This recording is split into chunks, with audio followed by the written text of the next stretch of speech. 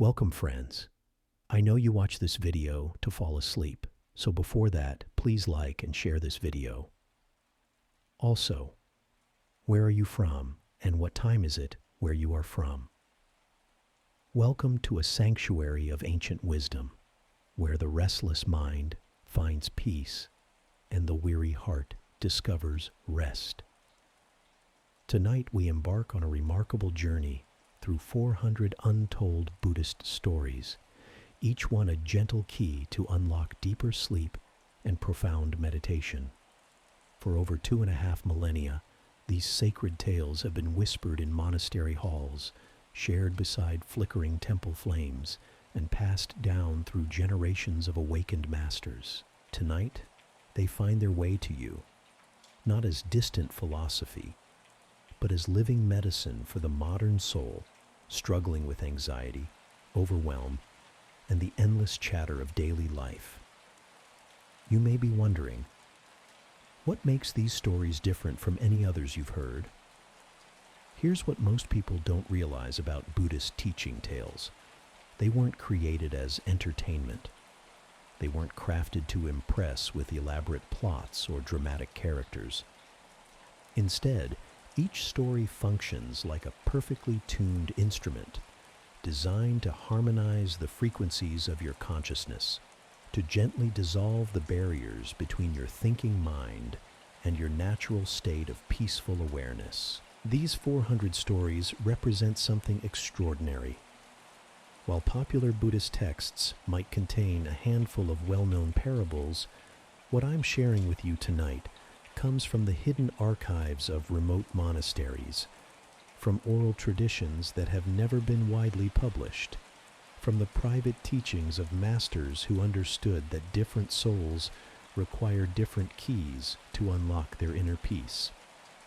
Some of these tales will work on your conscious mind, offering clear insights about letting go, finding contentment, and seeing through the illusions that create suffering. But others operate at a much deeper level, speaking directly to your unconscious patterns, rewiring decades of conditioning while you rest, planting seeds of wisdom that will blossom in your daily life without your thinking mind ever needing to analyze or understand how they work. Tonight marks the beginning of something that could transform not just how you sleep, but how you move through your waking hours. As we journey through these stories together, you'll discover that each tale contains multiple layers. On the surface, you'll hear simple narratives about monks and masters, merchants and farmers, ordinary people encountering extraordinary moments of insight. But underneath, these stories are sophisticated technologies of consciousness, each one calibrated to address specific forms of mental suffering. You'll notice something remarkable happening as we progress through these tales. Your breathing will naturally deepen. Your thoughts will begin to space themselves further apart. The tension you've been carrying in your shoulders, your jaw, your chest will start to melt away without any effort on your part. This isn't coincidence. These stories have been refined over centuries to create exactly this effect, to guide consciousness from its ordinary state of agitation into the profound stillness that lies beneath. What we're exploring tonight goes far beyond simple relaxation, or even meditation, as most people understand it. We're accessing what the ancient masters called the natural mind, that state of awareness that exists before worry, before planning, before the endless mental commentary that exhausts us during our waking hours. In this natural mind, healing happens spontaneously. Creative insights arise effortlessly. Problems that seemed overwhelming during the day reveal themselves as temporary clouds passing through an unchanging sky. Let me share what makes this particular collection so potent. While researching these stories over the past several years, I discovered that traditional Buddhist communities organized their teaching tales according to what they called the architecture of awakening. Some stories were designed to work on attachment and letting go. Others addressed anger and patience. Still others focused on the nature of reality itself, on seeing through the mental constructions that keep us trapped in cycles of dissatisfaction. But the masters understood something crucial that modern approaches often miss. The sequence matters. The order in which consciousness encounters these teachings can dramatically affect their impact. That's why tonight's journey isn't random. These 400 stories have been arranged in a specific progression, each one preparing your awareness for the next, like stepping stones across a river, leading you from the shore of ordinary consciousness to the far bank of profound peace. As we begin, you might notice your analytical mind trying to grasp and categorize what you're hearing. This is natural, but it's not necessary. These stories work best when received rather than analyzed, when allowed to sink into your awareness, like warm honey dissolving in tea. Your unconscious mind is far more sophisticated than your thinking mind at processing symbolic information, at extracting the essence from narrative, at allowing wisdom to integrate without resistance. The beauty of this approach is that it meets you exactly where you are. Whether you're completely new to Buddhist thought or have studied these teachings for years, whether you're dealing with specific challenges like anxiety or insomnia, or simply seeking deeper meaning and connection, these stories will speak to your particular situation. They're like water, taking the shape of whatever container receives them, addressing your unique needs, without you having to explain or analyze what those needs might be. Tonight, we'll begin with stories that focus on what the tradition calls calming the winds of the mind. These are tales specifically chosen to slow down mental activity, to create space between thoughts, to invite your nervous system into the rest and repair mode that allows genuine healing to occur. You'll hear about a merchant who discovered that his greatest treasure was something he'd been carrying all along, about a student who learned the deepest teaching through a master's apparent mistake, about a village that found peace, not by solving their problems, but by changing their relationship to uncertainty itself. Each story operates on multiple levels simultaneously. While your conscious mind follows the narrative, your deeper awareness absorbs the energetic signature of the wisdom being transmitted. This is why people often report having profound dreams after listening to these tales, or waking with unexpected insights, or finding themselves responding to daily challenges with a calmness they didn't know they possessed. The transformation isn't dramatic or overwhelming. Instead, it's like the gradual warming of a room when someone quietly lights a fire. You might not notice the exact moment when the chill leaves the air, but suddenly you realize you're completely comfortable, completely at ease, in a way that feels both surprising and perfectly natural. As we move deeper into this collection, you'll encounter stories about the paradoxes that govern spiritual life, how trying harder sometimes creates more struggle, how accepting what we cannot change opens doorways that force never could, how the very seeking for peace can become an obstacle to finding it. These aren't philosophical concepts to debate, but lived realities to be experienced. And the stories create a safe space for your consciousness to explore these truths without the resistance that direct teaching often encounters. What I find most remarkable about these tales is their gentleness. Unlike teachings that demand you become someone different, these stories meet your humanity with complete acceptance. They don't ask you to be more disciplined or more spiritual or more anything. Instead, they reveal the peace and wisdom that already exist within your present experience. waiting to be recognized rather than achieved. The masters who created these teachings understood that forcing change creates tension, while allowing natural transformation creates lasting freedom. That's why you'll never feel pressured as we journey through these stories together. Each tale is an invitation, not a demand. A doorway, not a destination. A gentle suggestion from consciousness to consciousness about possibilities you might not have considered. Tonight, as we begin this exploration, I invite you to settle into a comfortable position, to let your body be fully supported, to allow your breathing to find its natural rhythm. There's nothing you need to do except listen, nothing you need to understand except what naturally makes sense, nothing you need to remember except what wants to stay with you. The first story we'll explore together comes from the remote mountains of Tibet, where a young monk learned the most important lesson of his life from the monastery's oldest resident. Not the master or the senior monks, but an ancient cat who had lived at the temple longer than anyone could remember. This tale, known as the teaching of wordless wisdom, reveals how the deepest truths often come from the most unexpected sources.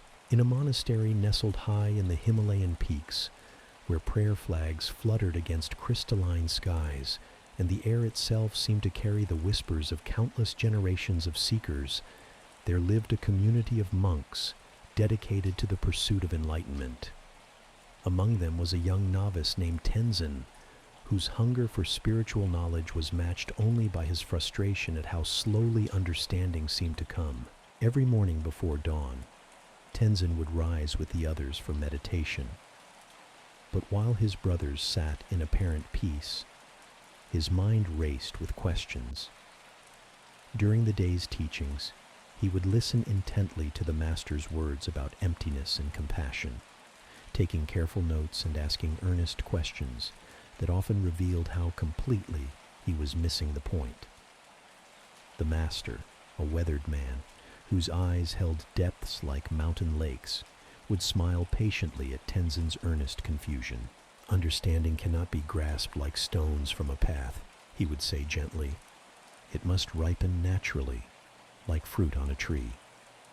But these words only deepened Tenzin's perplexity. How could something ripen without effort? How could wisdom arrive without seeking?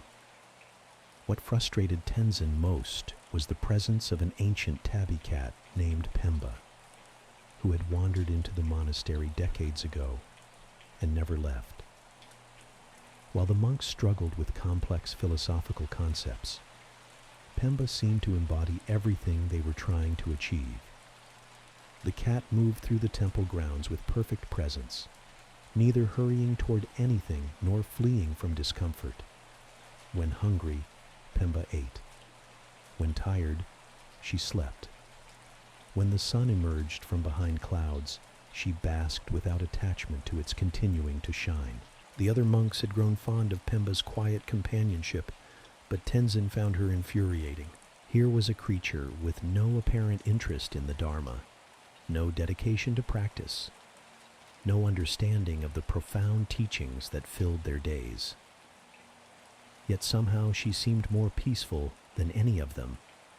One particularly difficult morning, after a meditation session where his mind had been especially chaotic, Tenzin approached his teacher with barely contained frustration.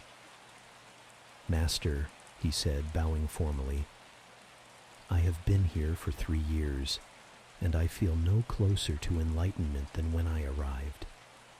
I study diligently, I practice faithfully, I contemplate your teachings day and night. Yet that cat, who does nothing but eat and sleep and wander aimlessly, appears more serene than I will ever be.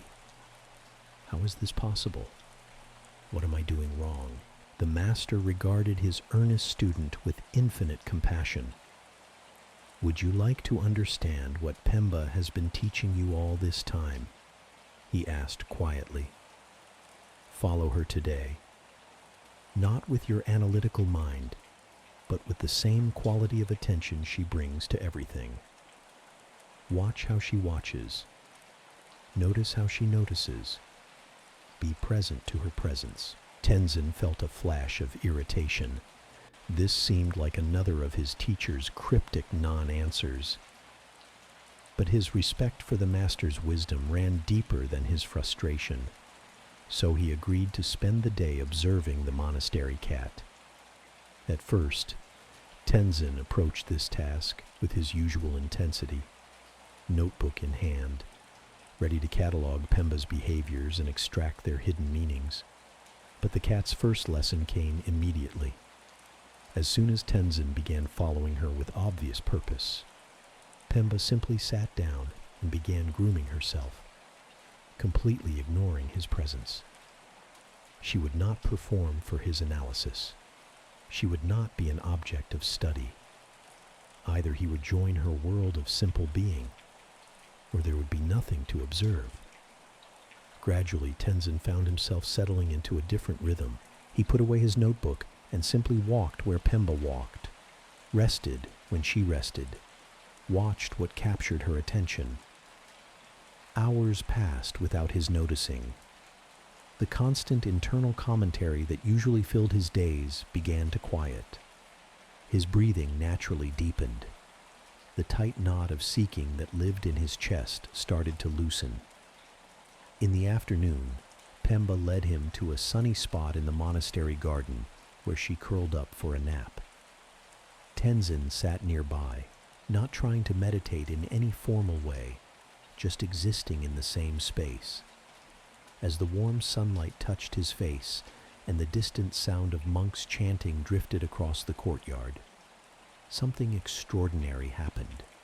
For the first time in years, his mind became completely still, not empty, but full of a peaceful awareness that needed nothing added to it. In that moment, Tenzin understood what the master had been trying to tell him. Enlightenment was not something to be achieved through effort and accumulation. It was something to be uncovered by removing the layers of seeking, striving, and mental complexity that obscured it. Pemba had been demonstrating this truth every day, not through teaching, but through being. Her wisdom was not in knowing something special, but in not needing to know anything beyond what was immediately present. When the master found them there an hour later, both student and cat basking in the same quality of peaceful presence, he simply nodded and walked on. That evening, during the community's meditation period, Tenzin sat with a stillness he had never accessed before. His mind no longer raced with questions about enlightenment because he was tasting it directly. The seeking had transformed into finding, not because he had gained something new, but because he had stopped blocking what had always been available.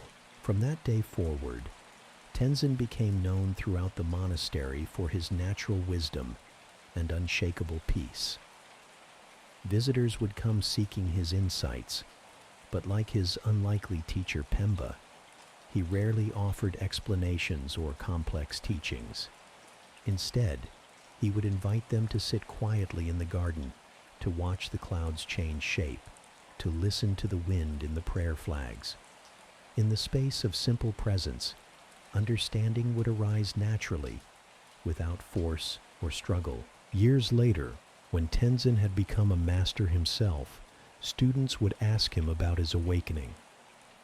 He would smile and tell them about the greatest teacher he had ever encountered, an ancient cat who never spoke a word, yet transmitted the deepest wisdom through her simple, unadorned way of being.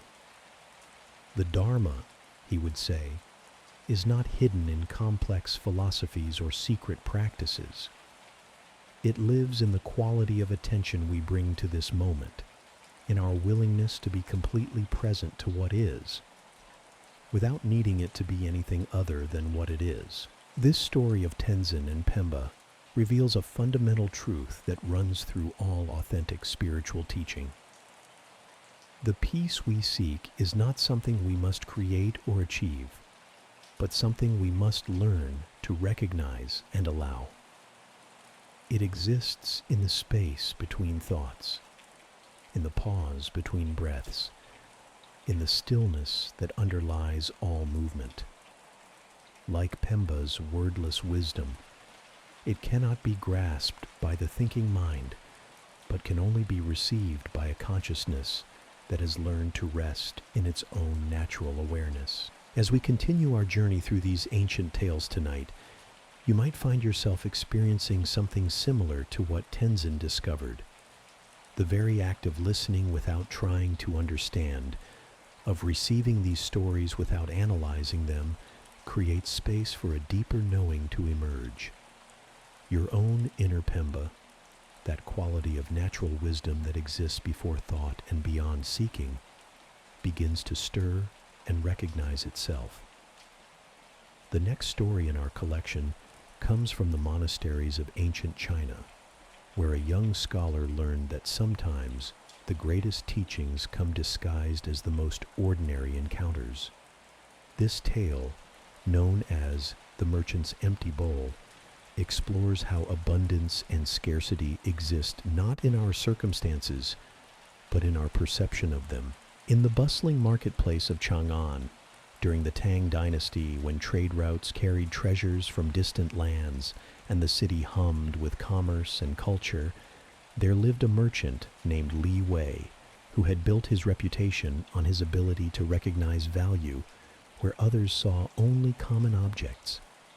His small shop near the market center was filled with carefully curated items: jade carvings, silk scrolls, rare teas, and precious stones that he had acquired through years of patient searching and skilled negotiation.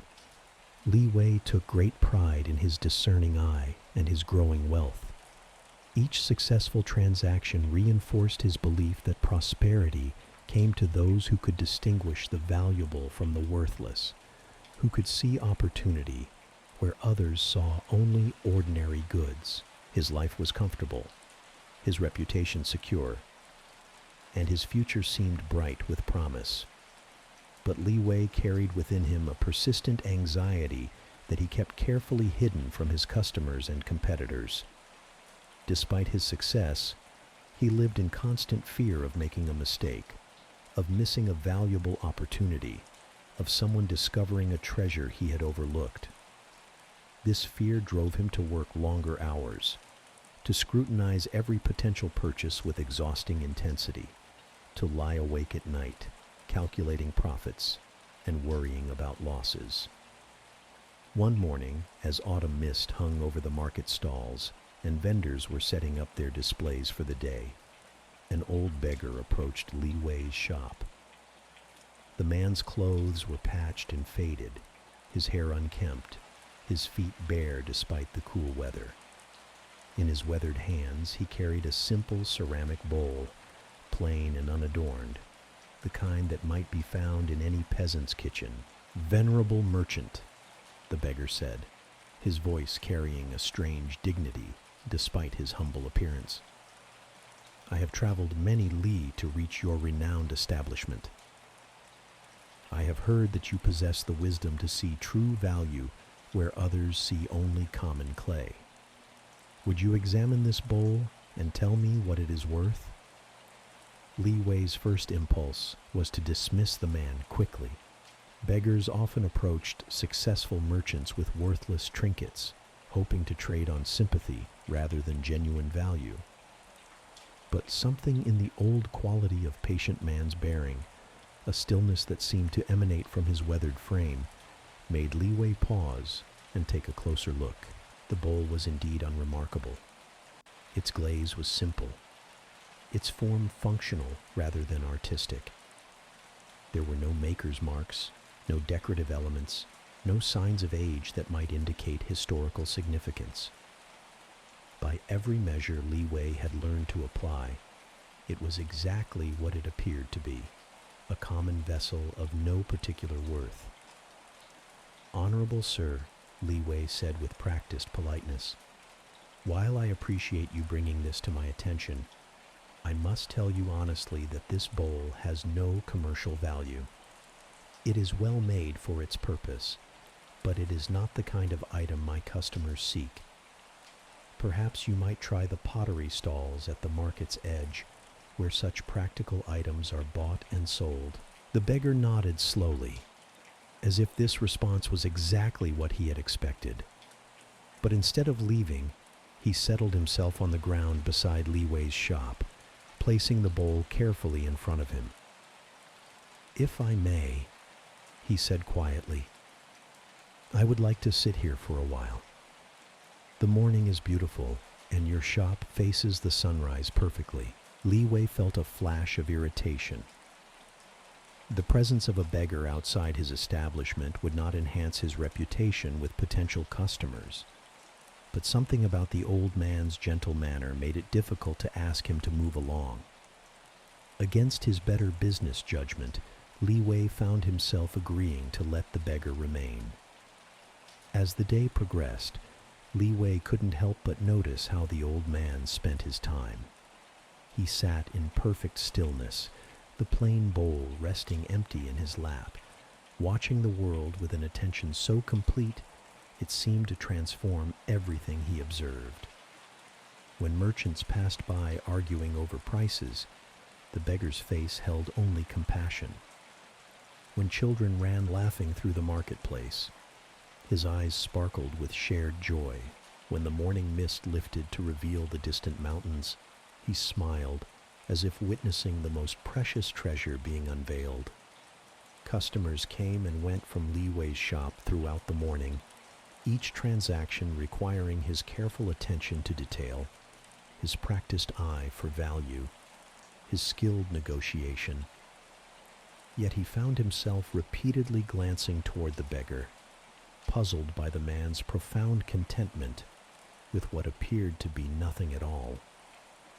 During a lull in business, Li Wei approached the old man with tea and a small portion of rice. "You have been sitting here for hours," he observed, "yet your bowl remains empty. Are you not concerned about finding food or shelter for the night?"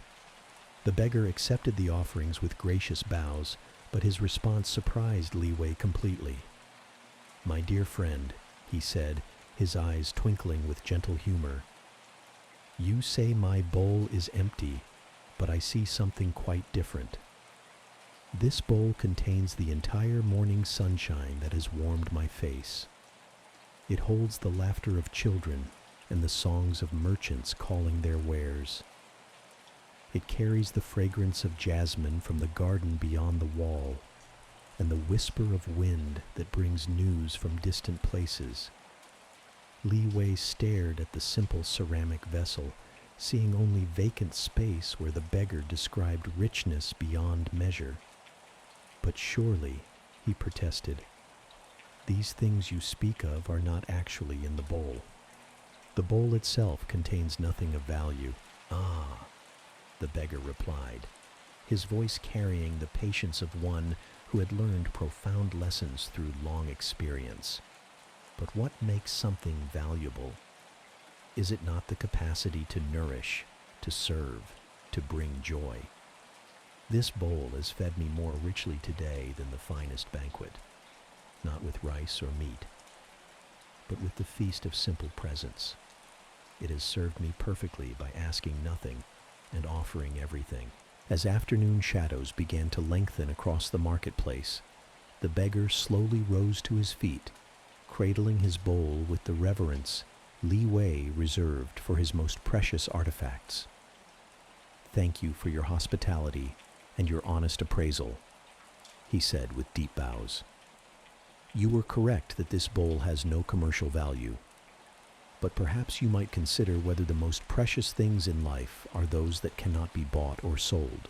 With these words, the old man melted back into the crowd, leaving Li Wei standing alone outside his shop, staring at the spot where the beggar had sat in such perfect contentment with what appeared to be nothing at all. That evening, as Li Wei closed his shop and counted the day's profits, he found himself thinking not about his successful transactions, but about the beggar's mysterious satisfaction with his empty bowl. For the first time in years, Li Wei looked around his store filled with valuable objects and felt not pride but a strange hollowness, as if all his treasures were somehow less real than the invisible riches the old man had discovered in his simple vessel. Sleep came fitfully that night, punctuated by dreams of bowls that contained entire worlds and treasures that dissolved the moment they were grasped. Li Wei woke before dawn with an understanding that seemed to have arrived from somewhere beyond his thinking mind. The anxiety that had driven his relentless pursuit of valuable objects was itself a kind of emptiness, a bowl he had been trying to fill with external things that could never satisfy the deeper hunger of his spirit. In the weeks that followed, Li Wei continued his merchant's work, but something fundamental had shifted in his approach. He still recognized quality and value, still negotiated skillfully, and served his customers well. But the desperate edge of seeking had softened into something more spacious. He found himself noticing the play of light on his jade carvings, not just for their commercial appeal, but for their simple beauty. He listened to customers not only to assess their purchasing power, but to appreciate their humanity. Most remarkably, Li Wei began to understand what the beggar had meant about the bowl's true contents. His own life, which he had always measured by what he possessed, revealed itself to be overflowing with riches that had nothing to do with ownership. The morning sunlight streaming through his shop window, the satisfaction of helping a customer find exactly what they needed, the friendship of other merchants in the marketplace. These experiences had always been there, but he had been too focused on accumulating objects to notice the abundance that surrounded him constantly. Months later, when another beggar appeared at his shop carrying what appeared to be a worthless trinket, Li Wei received the man with genuine respect and careful attention. This time, he saw not just the object being offered, but the entire human being who carried it, complete with his own history of joy and sorrow, wisdom and confusion. And in that moment of recognition, Li Wei understood that he had become wealthy in ways that no ledger could record. The teaching of the empty bowl reveals a truth that echoes through countless Buddhist stories.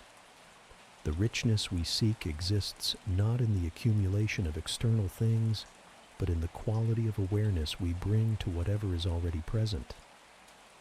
Like the beggar who found infinite abundance in his simple vessel, we discover that contentment comes not from filling our lives with more possessions, experiences, or achievements, but from recognizing the fullness that exists in each moment when met with open presence. This ancient wisdom speaks directly to our modern predicament, where we are constantly told that happiness lies in the next purchase, the next achievement, the next experience. The empty bowl teaches us that what we seek has never been absent from our lives. We have simply been looking in the wrong direction, trying to find in external things what can only be discovered in the spacious awareness that is our true nature.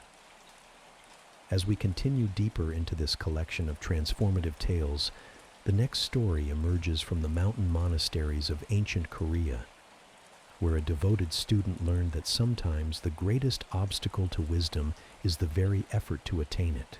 This tale, called The Scholar Who Forgot How to Read, illuminates the paradox that seeking itself can become the barrier to finding. In the misty mountains of ancient Korea, where morning clouds clung to pine-covered peaks, and the sound of temple bells echoed across valleys carved by centuries of wind and rain, there stood a monastery renowned throughout the kingdom for its vast library. Scholars would journey for months to access its collection of sacred texts, philosophical treatises, and commentaries that preserved the wisdom of countless generations. Among the monastery's most dedicated residents was a young man named Seung-ho, whose reputation for scholarly brilliance had preceded his arrival at the mountain temple. Before taking robes, he had been celebrated as the most promising student in the capital's greatest academy. His memory was said to be flawless, his analytical abilities extraordinary, and his hunger for knowledge apparently limitless. Seung-ho approached his monastic studies with the same intellectual intensity that had made him famous in the secular world.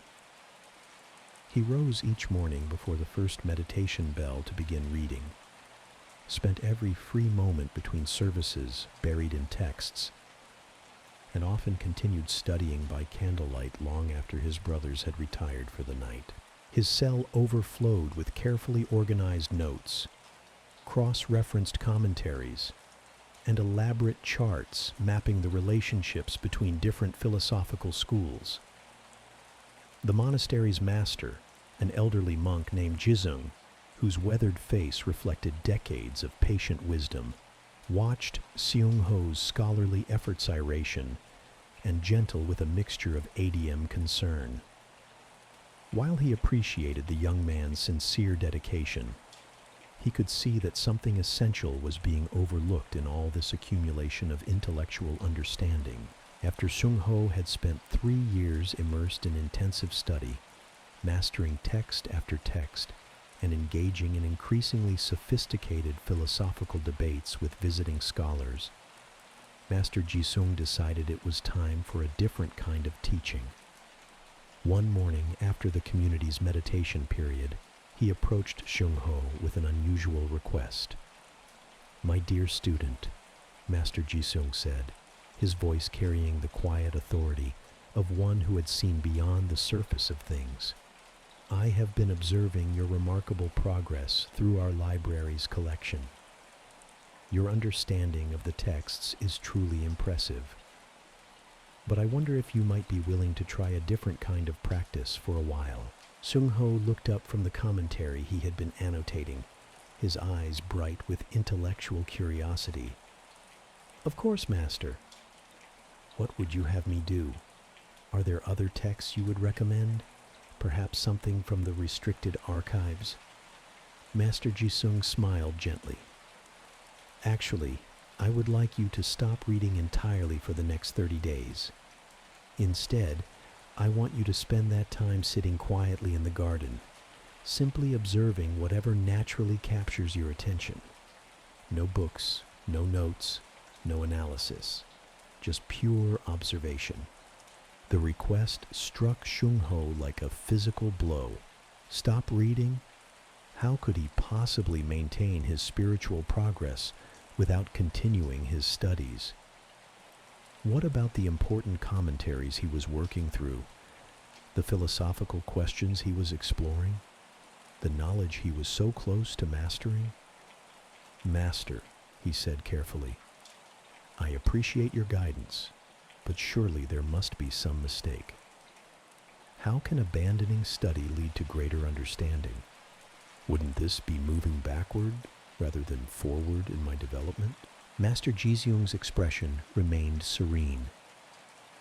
"Sometimes," he replied, "we must empty the cup before it can receive fresh water.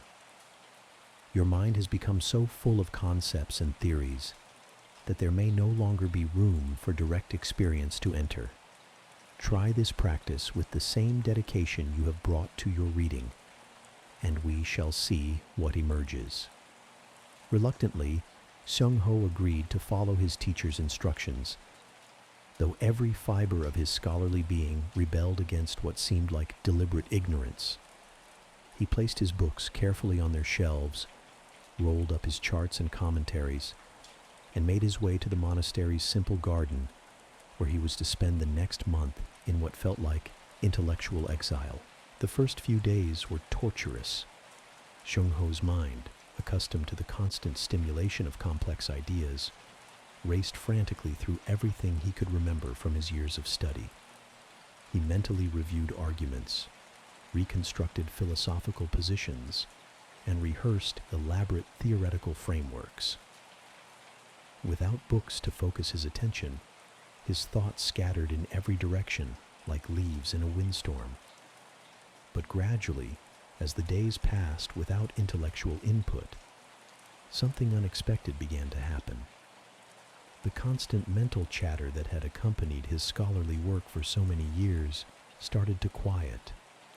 The urgent sense that he needed to be learning something, understanding something, achieving some new level of comprehension began to fade. For the first time since childhood, Seung-ho found himself simply present to his immediate surroundings without the filter of conceptual analysis. He noticed how morning light moved across the garden stones, how the sound of wind in the bamboo grove created an ever-changing symphony, how his own breathing naturally synchronized with the rhythm of his heartbeat. On the 15th day of his reading fast, something remarkable occurred. As Seung-ho sat watching a small spider weave its web between two branches, he suddenly understood something that no text had ever been able to convey. The spider wasn't following a manual or consulting a philosophy of web building. It simply expressed its nature directly, without hesitation or self-doubt, creating something both beautiful and functional through pure, spontaneous action. In that moment, Seung-ho realized that all his years of studying teachings about spontaneity, naturalness, and effortless action had somehow obscured his ability to actually experience these qualities. The concepts had become substitutes for the reality they pointed toward, like mistaking a menu for the meal itself. As the 30-day period neared its end, Seung-ho found himself approaching the return to his books with a mixture of anticipation and apprehension. Would the texts still hold the same magnetic fascination? Would the complex arguments still seem as compelling as they once had? When Master Jisung finally gave him permission to resume reading, Seung-ho opened his first book with trembling hands. What he discovered astonished him completely. The same text that had once required intense mental effort to decipher now seemed to speak directly to his understanding. Passages that had been intellectually challenging but emotionally distant now resonated with lived experience. The gap between theoretical knowledge and practical wisdom had somehow disappeared during his month of apparent non-learning. "Master," Seung-ho said when he met with his teacher the following week, "something extraordinary has happened. The books haven't changed, but my relationship to them has transformed completely. It's as if I had been trying to understand water by studying its chemical formula, and now I know what it feels like to be thirsty and drink." Master Jisung nodded, with the satisfaction of one whose patient teaching had achieved its intended effect. "You have discovered something that cannot be learned from texts," he said gently. "Understanding is not something we possess, but something we become. The mind that grasps concepts is different from the mind that embodies wisdom. When we stop trying so hard to know, we create space for knowing to emerge naturally." From that day forward, Seung-ho's approach to study was fundamentally altered. He continued to read and learn, but with a quality of receptivity rather than acquisition. He no longer approached texts as territories to be conquered, but as invitations to deeper understanding. His scholarly reputation grew even greater, but now it was based not on his ability to accumulate information, but on his capacity to transmit wisdom through his very presence.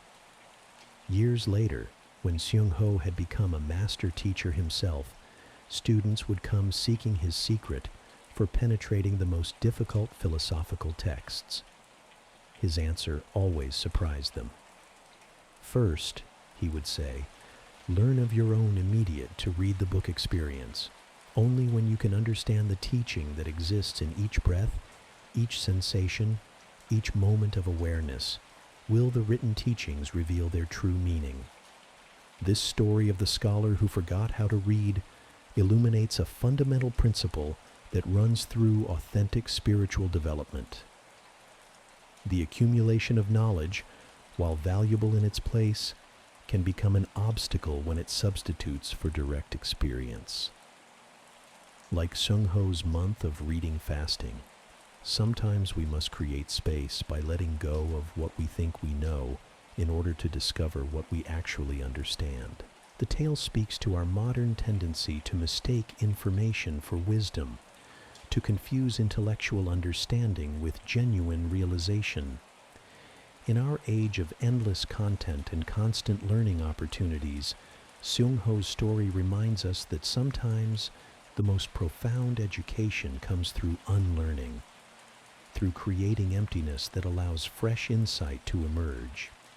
As we continue through this collection of transformative tales, our next story travels to the ancient trade routes of Central Asia, where a caravan master learned that the heaviest burdens we carry are often invisible to everyone else. This teaching story, known as The Merchant's Last Coin, reveals how attachment to security can become the very thing that destroys our peace. Along the Silk Roads that connected East and West, where caravans carried precious goods across vast deserts and through mountain passes that tested both human endurance and divine providence, there lived a merchant named Bahram, whose success in trade was matched only by his anxiety about losing what he had worked so hard to gain.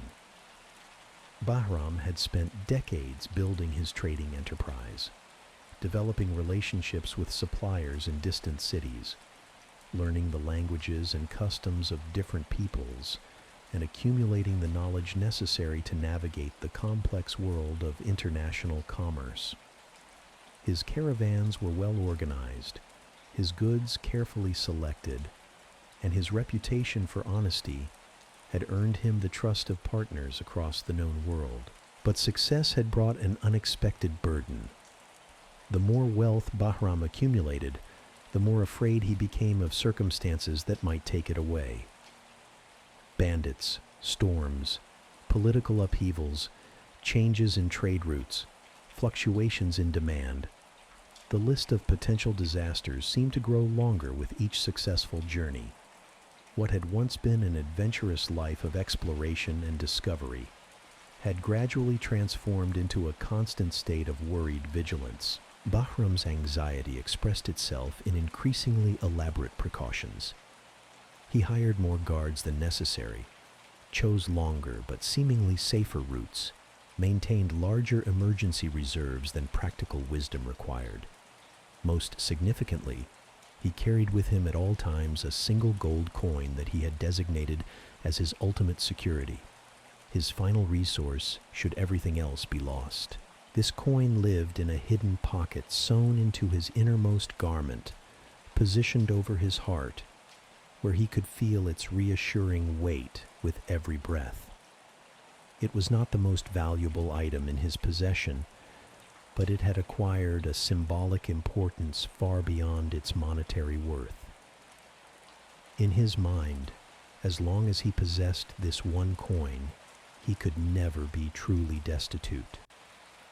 It represented hope, possibility, the chance to begin again no matter what disasters might befall him. The coin's presence had become so central to Bahram's sense of security that he found himself checking for it dozens of times each day, his hand unconsciously moving to his chest to confirm its reassuring bulk. He would lie awake at night, planning what he would do if it were ever lost or stolen, imagining elaborate scenarios of recovery and replacement. What had been intended as a source of comfort had become a source of constant preoccupation. During what would prove to be his final trading journey, Bahram's caravan was crossing the vast Taklamakan desert when they encountered a group of Sufi mystics returning from pilgrimage to the holy cities. The mystics were traveling with minimal possessions, their few belongings carried in simple cloth bundles, their faces radiant with a contentment that seemed to glow from within. despite the harsh conditions of desert travel. The leader of the mystic group was an elderly man named Hafiz, whose presence commanded respect not through authority or wealth, but through a quality of inner stillness that seemed to calm everyone around him. When the two groups camped together that evening around a small oasis, Bahram found himself drawn into conversation with this remarkable figure. "I observe," Hafiz said gently as they shared tea under the brilliant desert stars, "that you carry yourself as one who bears a great weight. Yet your caravan is well organized, your goods secure, your men loyal. What burden causes such tension in one so obviously blessed with worldly success?" Bahram was surprised by the old mystic's perceptiveness, but something about Hafiz's manner invited honesty. "You speak truly," he admitted. "I have worked many years to build what I have, and I find myself constantly afraid of losing it. The world seems full of dangers that could destroy everything I've created." Hafiz nodded with understanding. "And do you carry some particular talisman or treasure that represents this fear? Some object that has become the symbol of your security?" Bahram's hand moved instinctively to his chest, feeling for the familiar shape of his hidden coin. The gesture was so unconscious, so automatic, that he didn't realize he had revealed the answer before speaking. "There is something," he said quietly. "A coin I keep always with me. It gives me comfort to know that no matter what happens, I will never be completely without resources." "Ah," Hafiz replied, his eyes twinkling with gentle wisdom. "The coin that provides security. Tell me, my friend, when you acquired this coin, did it bring you the peace you sought?" Bahram considered the question carefully. "For a time, yes. I felt more confident knowing it was there. But lately," he paused, uncertain how to articulate what he had begun to notice. "Lately, I find myself worrying more about the coin itself than about the disasters it was meant to protect me from." Hafiz smiled with the compassion of one who had seen this pattern many times before. "Would you be willing to try an experiment? Nothing permanent, just a temporary exploration to satisfy your curiosity about something." Despite feeling a flutter of anxiety about where this conversation might be leading, Bahram found himself nodding.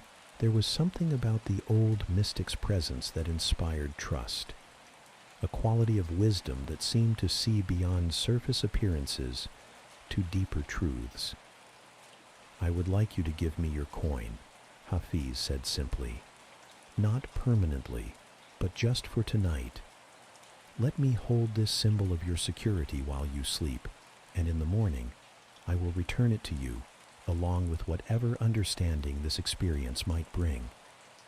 The suggestion hit Bahram like a physical blow. Give away his coin, even temporarily. The very thought sent waves of panic through his chest. That coin was his final safety net, his ultimate protection against the uncertainties of life. How could he possibly surrender it, even to this wise and obviously trustworthy man? But as he looked into Hafiz's eyes, Bahram saw reflected there a peace so profound, a security so unshakable, that it made his own careful precautions seem suddenly fragile and inadequate. Here was a man who possessed almost nothing in material terms, yet radiated the very sense of safety and confidence that Bahram had been trying to buy with his accumulated wealth and hidden treasures. With trembling hands, Bahram reached into his hidden pocket and withdrew the coin that had been his constant companion for so many years. The metal felt heavier than usual as he placed it in Hafiz's weathered palm, as if he were surrendering not just a piece of gold, but a fundamental part of his identity. That night, for the first time in years, Bahram lay down to sleep without the familiar weight of his security coin pressing against his chest. He expected to lie awake, tormented by anxiety, imagining all the disasters that might now befall him in his moment of vulnerability. Instead, something remarkable happened. As the hours passed and the desert silence deepened around their small camp, Bahram began to notice qualities of experience that had been obscured by his constant preoccupation with security. The stars seemed more brilliant, their ancient light carrying messages of vastness and continuity that made his individual concerns seem beautifully small and manageable. The sound of his own breathing, no longer interrupted by nervous checks for his hidden coin, settled into a rhythm that seemed to connect him with the breathing of the desert itself. Most surprisingly, Bahram realized that his sense of safety had not diminished with the coin's absence. If anything, he felt more secure than he had in months, as if the act of temporarily surrendering his ultimate protection had revealed a deeper source of confidence that had been there all along, waiting to be noticed beneath his layers of anxious preparation. When morning came, and Hafiz returned the coin as promised, Bahram found himself looking at it with entirely new eyes. The piece of gold that had seemed so essential to his well-being now appeared as what it had always been, simply a coin, valuable for practical purposes, but incapable of providing the deep security his heart had been seeking. "What did you discover?" Hafiz asked gently, as they prepared to continue their separate journeys. Bahram turned the coin over in his palm, feeling its weight and texture without the desperate attachment that had previously accompanied such handling. "I discovered," he said slowly, "that what I was protecting with this coin was not my security, but my fear. The coin didn't make me safe. It made me afraid of being unsafe. The very thing I thought was protecting me was actually creating the anxiety I was trying to avoid." Hafiz nodded with the satisfaction of a teacher whose student had grasped an essential lesson.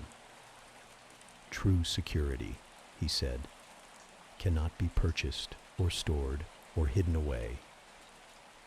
It arises naturally when we stop trying to control what cannot be controlled and learn to trust the deeper intelligence that has sustained us from our first breath until this moment."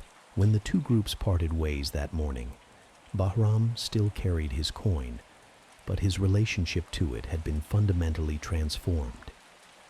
He no longer checked for it compulsively, no longer planned elaborate scenarios around its loss, no longer derived his sense of safety from its presence. The coin had become simply what it was, a useful resource among many others, neither more nor less significant than his water, his maps, or his knowledge of desert navigation. More importantly, Bahram had discovered the source of genuine security that Hafiz embodied. A trust in life itself, a confidence that arose not from accumulation, but from alignment with the flow of existence. This trust didn't eliminate practical planning or reasonable precautions, but it removed the desperate edge of fear that had been poisoning his success and stealing his peace. In the months and years that followed, Bahram's trading ventures continued to prosper, but his approach to business was transformed by his desert encounter with the Sufi master. He took sensible precautions without obsessive worry, planned carefully without desperate attachment to outcomes, and accumulated wealth without the constant fear of loss that had once dominated his thinking. The merchant's last coin teaches us about the paradoxical nature of security in human life.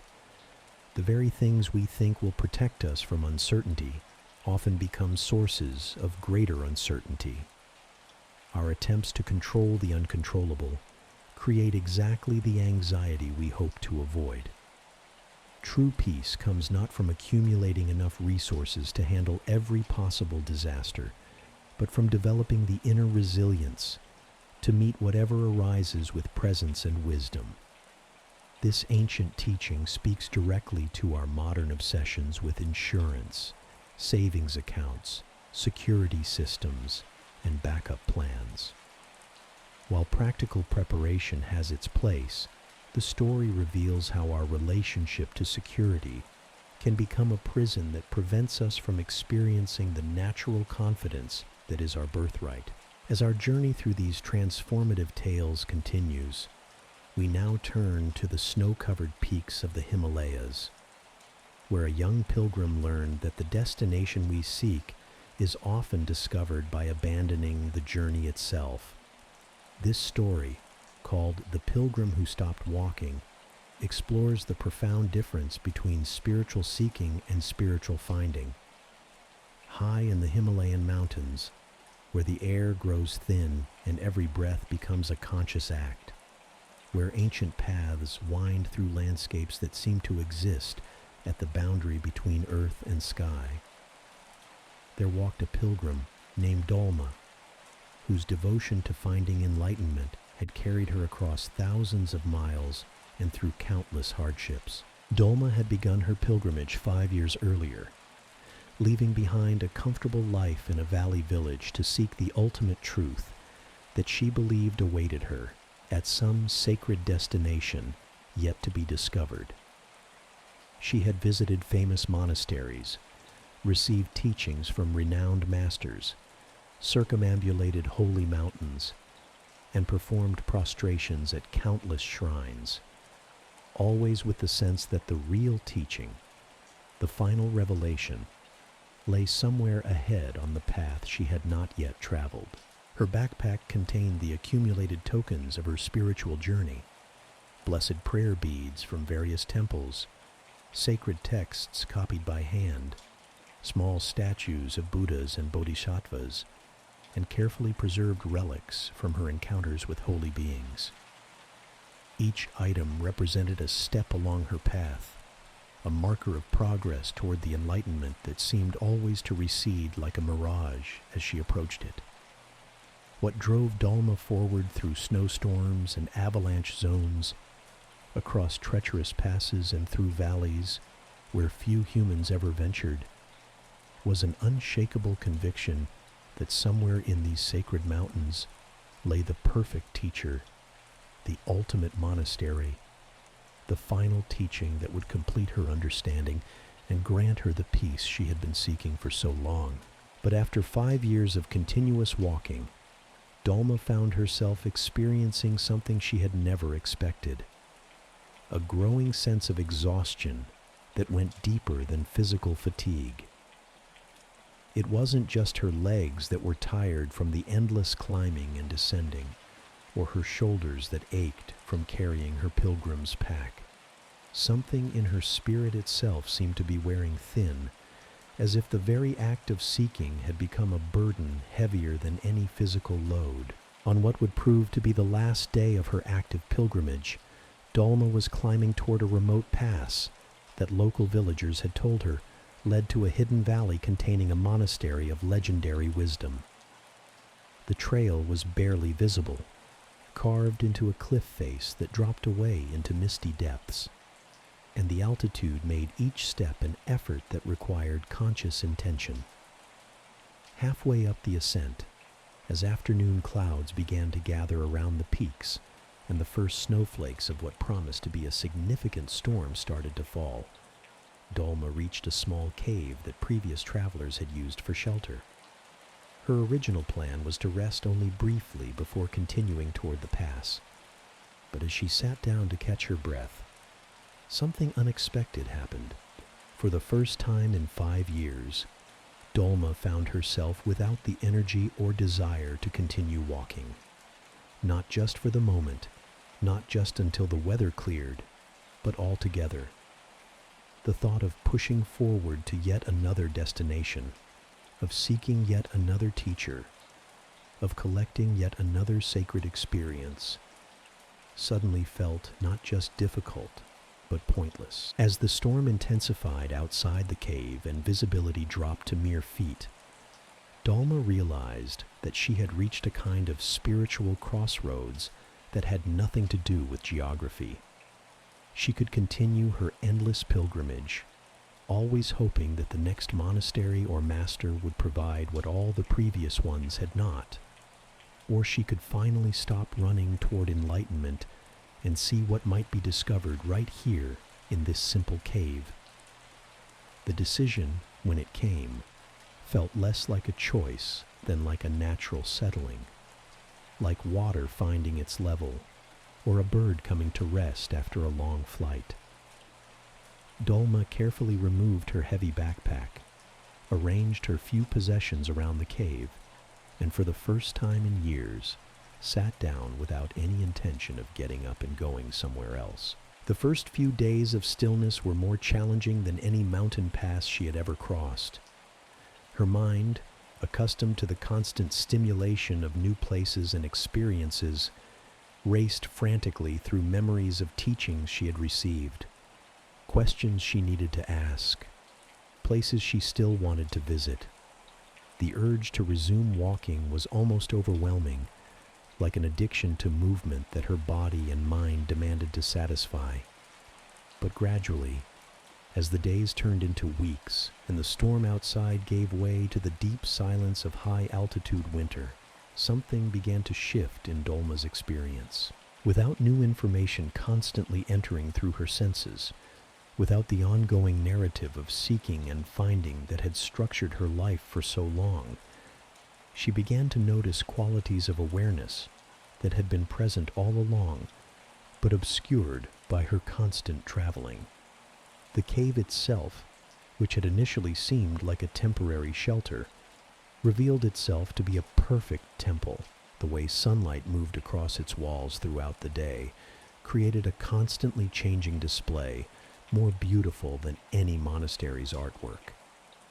The sound of her own breathing, no longer interrupted by the noise of walking and planning, became a teaching more profound than any discourse she had heard from famous masters. Most remarkably, Dolma began to recognize that what she had been seeking through her pilgrimage, a state of peace, clarity, and spiritual fulfillment, was not hidden in some distant location, but was the very awareness that had been doing the seeking all along. The consciousness that had walked thousands of miles looking for enlightenment was itself the enlightenment she had been trying to find.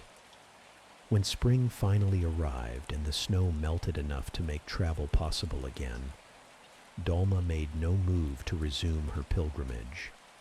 She had discovered something that no amount of walking could have revealed, that the spiritual journey is not about covering distance, but about uncovering the peace that exists in stillness, not about finding the right teacher, but about recognizing the wisdom that is always present, not about reaching a destination, but about arriving fully in whatever location life has provided. Word of the pilgrim who had stopped walking gradually spread through the network of travelers, traders, and spiritual seekers who moved through those mountain regions. People began to seek cave, initially out Dolmas curious about someone who had abandoned the traditional path of pilgrimage, but increasingly drawn by the quality of presence they encountered there. Unlike the masters Dolma had previously sought out, who taught through elaborate discourses and formal practices, her teaching was transmitted primarily through the simple fact of her complete presence in each moment. Visitors would arrive with complex questions about philosophy and technique, only to find themselves sitting in comfortable silence, absorbing a quality of peace that seemed to emanate from the cave itself. "How did you find enlightenment?" they would ask, expecting stories of dramatic realizations or secret practices. "I stopped looking for it," Dolma would reply simply. "The moment I ceased trying to get somewhere else, I discovered I had never actually left home." The pilgrim who stopped walking teaches us about the fundamental paradox of spiritual seeking. The very act of searching for peace often perpetuates the restlessness it seeks to resolve. The effort to find our true nature can become an obstacle to recognizing what we already are. Like Dolma in her cave, sometimes the most profound spiritual progress comes through the courage to stop progressing, to cease the endless movement towards some imagined future achievement, and rest fully in the perfection of what is already present. This teaching speaks directly to our culture's obsession with self-improvement and spiritual advancement. We collect techniques, like Dolma collected sacred objects, always hoping the next method or teacher will provide what all the previous ones have not. But the story suggests that what we seek is not something to be gained, but something to be uncovered through the simple act of stopping our compulsive seeking and allowing our natural wisdom to emerge in stillness. As these ancient stories continue to unfold through the quiet hours of this night, each tale serves as both teaching and invitation, teaching about the nature of peace, contentment, and wisdom, and invitation to discover these qualities not as distant achievements, but as immediate possibilities waiting to be recognized in the simplicity of this very moment. Our next story emerges from the ancient monasteries of Burma, where the monsoon rains create a natural rhythm of retreat and emergence that mirrors the deeper cycles of spiritual development. This tale, known as The Monk Who Planted Seeds in Winter, reveals how the most important growth often happens during periods that appear to be spiritually barren. In a monastery situated along the banks of the Irrawaddy River, where the seasonal floods brought both destruction and renewal to the surrounding countryside, there lived a young monk named Thura, whose approach to spiritual practice was as methodical and determined as the river's annual cycle. He rose before dawn each morning, maintained perfect posture during meditation sessions, studied the ancient texts with scholarly precision, and performed his daily duties with unwavering diligence. For 3 years, this disciplined approach had served Thura well. He had progressed through the monastery's traditional stages of training, earned the respect of his teachers and fellow monks, and developed a reputation for the kind of steady, reliable practice that communities depend upon. His meditation was deep, his understanding of doctrine sound, and his devotion to the path apparently unshakable. But during his 4th year at the monastery, something unexpected happened that would test not only his commitment, but his understanding of what spiritual practice actually meant. It began subtly, like the first signs of a season change that only the most observant notice initially. His usually effortless concentration during meditation became scattered and unfocused. The texts that had once revealed their meanings readily now seemed opaque and lifeless. Even his daily work, previously performed with natural mindfulness, felt mechanical and empty. Most disturbingly, the sense of progress and development that had sustained his practice for years simply vanished. Where once he had felt himself moving steadily toward greater wisdom and peace, now there seemed to be only stagnation, confusion, and a growing doubt about whether he had any genuine aptitude for the spiritual life at all. Thura's first response to this crisis was to increase his efforts. He extended his meditation periods, added extra study sessions, and volunteered for additional work around the monastery. If his spiritual batteries were running low, he reasoned, the solution was surely to charge them through greater application of the methods that had served him before. But the harder Thura tried to force his way back to his previous state of inspired practice, the more elusive that state became. His extended meditation sessions were filled with restlessness rather than peace. His extra study felt like trying to read by the light of a dying candle. His additional work became a form of spiritual busywork that exhausted him without providing any sense of meaningful accomplishment. After several months of this struggle, Thura approached his teacher, Sayadaw U Pandita, a master whose wisdom had been refined through decades of guiding students through both the peaks and valleys of spiritual development. The old teacher listened with infinite patience as Thura described his predicament, his voice heavy with the disappointment of one who had expected his path to be a steady upward climb. "Venerable Sir," Thura concluded, "I fear that I have somehow lost my way. The practices that once brought such clarity and joy now feel dry and meaningless. Perhaps I am not truly suited for this life. Perhaps I should return to the lay world before I waste any more of the monastery's resources on my failed development." Sayadaw U Pandita regarded his troubled student with eyes that had seen countless monks navigate this same spiritual territory. When he spoke, his voice carried the gentle authority of one who had learned to trust in deeper rhythms than those visible to the anxious mind. "My dear Thura," he said, "tell me, what happens to the rice fields during the dry season?"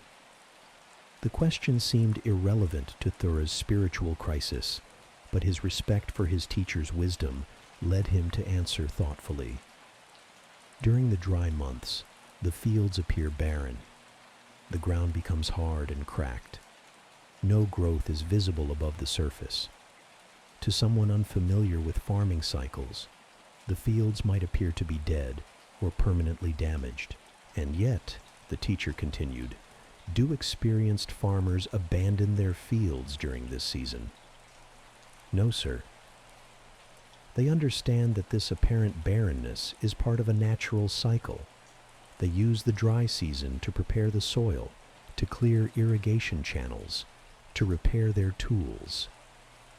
When the rains return, the fields that seemed dead will explode with new growth, often more abundant than before." Sayadaw U Pandita smiled with the satisfaction of one whose teaching had found its mark. "Your spiritual practice, young monk, is currently in its dry season. What you interpret as failure or stagnation is actually a necessary period of deepening that prepares the ground of your consciousness for future growth. The methods that once sustained you have accomplished their purpose and are now naturally giving way to something deeper." The teacher rose and walked to the window overlooking the monastery's small garden, where the monks grew vegetables and medicinal herbs. "Come," he said, "let me show you something that might illuminate your current situation." They walked together to a corner of the garden, where Thura noticed something peculiar. In the midst of what should have been the dry season, when most plants were dormant or struggling, the old teacher was carefully tending a small plot, where he appeared to be planting seeds in the hardened earth. "Master," Thura said with confusion, "why are you planting seeds now? This is not the proper season.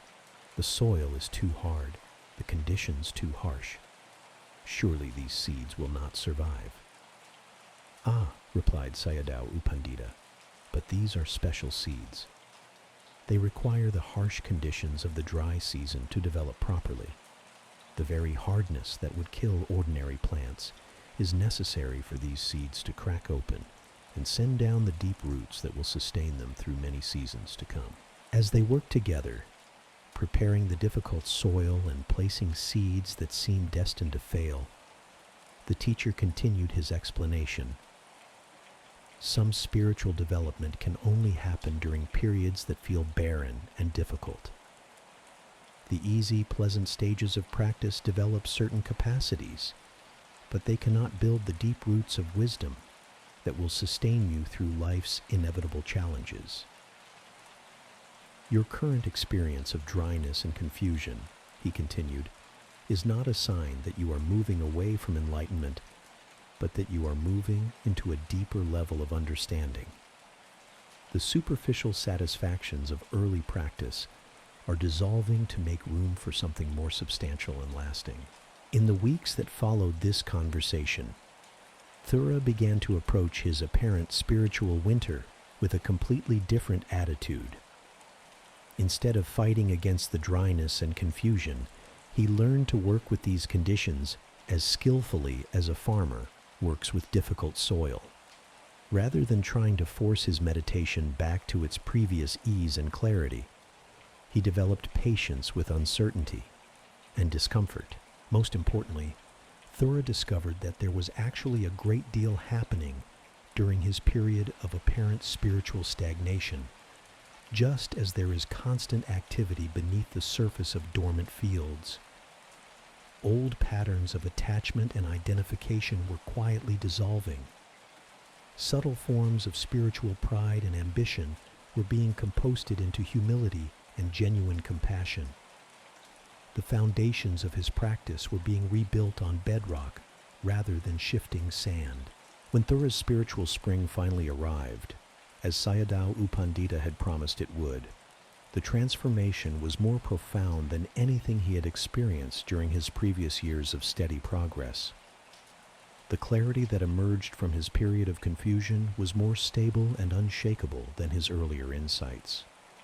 The peace that grew from his time of restlessness had deeper roots and could weather storms that would have disturbed his previous equanimity. Most remarkably, Thura found that his capacity to help other monks navigate their own difficult periods had been immeasurably enhanced by his willingness to remain present during his own spiritual winter. He could offer genuine understanding to students facing doubt and confusion, because he had learned to trust in the deeper intelligence that guides authentic spiritual development, even through its most challenging phases. Years later, when Thura had become a teacher himself, he would often take his own students to that same corner of the monastery garden where Sayadaw U Pandita had first shown him the wisdom of planting seeds in winter. True spiritual development, he would tell them, is not a straight line upward, but a spiral that includes both expansion and contraction, both obvious growth and hidden preparation. Learning to practice skillfully during the dry seasons is just as important as celebrating the times of abundant harvest.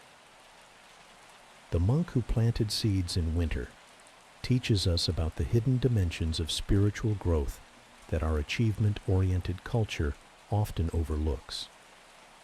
We expect meditation to always be blissful, relationships to steadily improve, and life circumstances to gradually align with our preferences.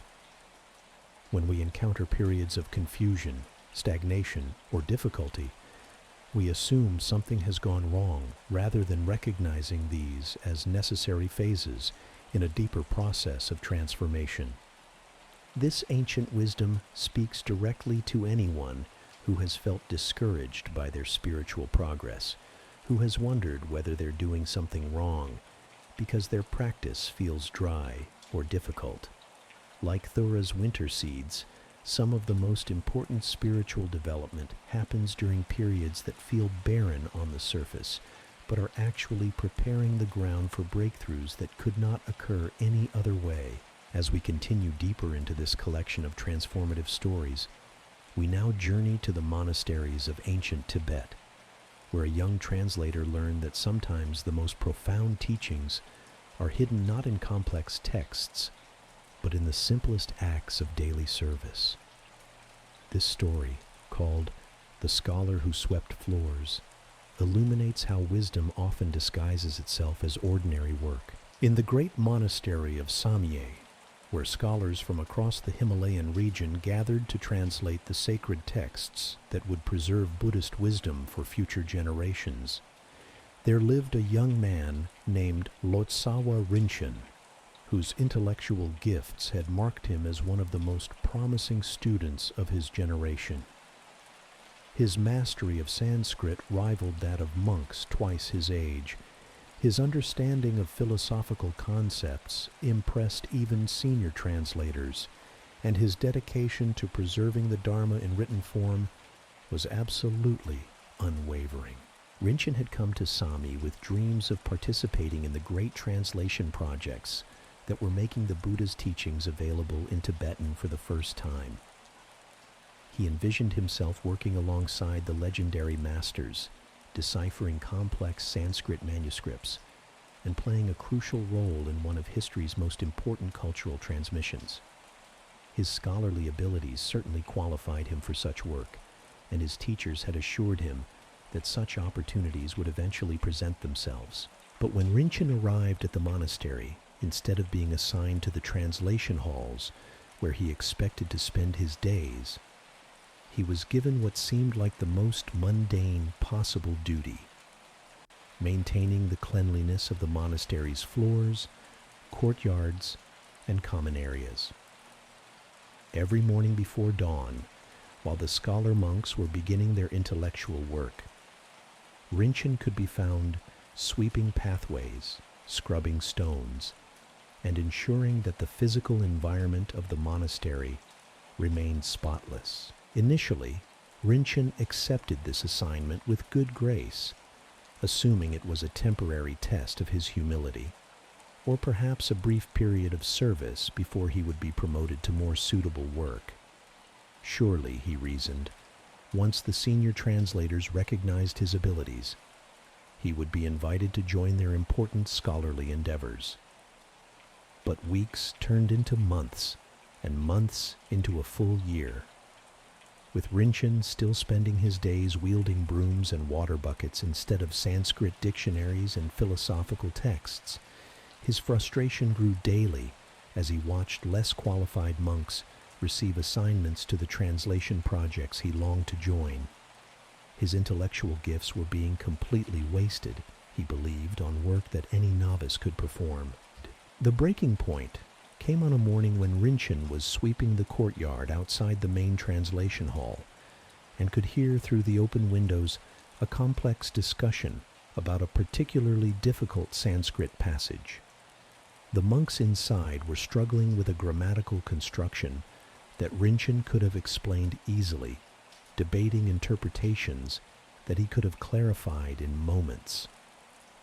Here he was, perhaps the most qualified person in the entire monastery for this specific work, relegated to janitorial duties while less capable scholars wrestled with problems he could solve. Unable to contain his frustration any longer, Rinchen sought an audience with the monastery's head translator, a revered master named Lopon Tonmi, whose decisions carried ultimate authority in matters of scholarly assignment.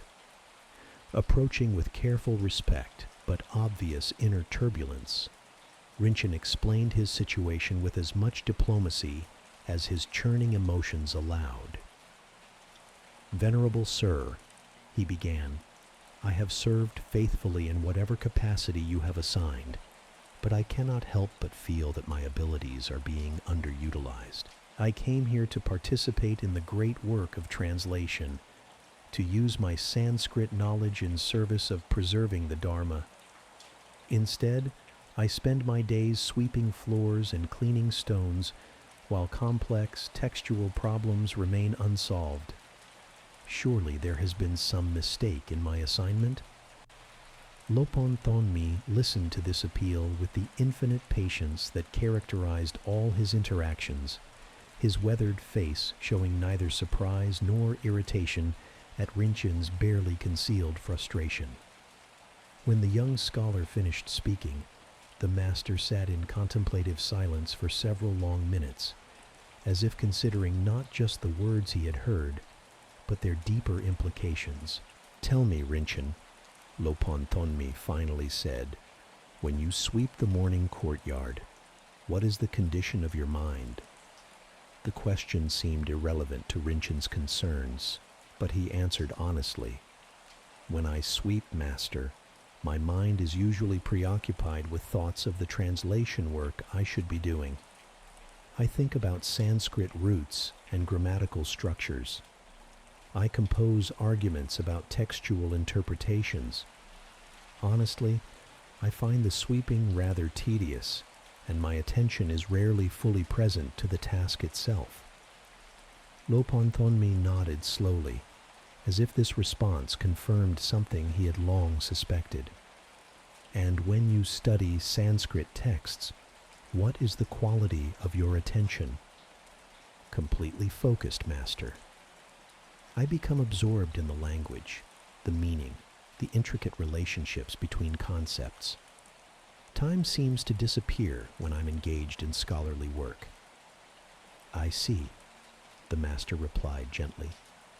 So you are present and focused when working with ideas that interest you, but distracted and resistant when performing tasks you consider beneath your abilities.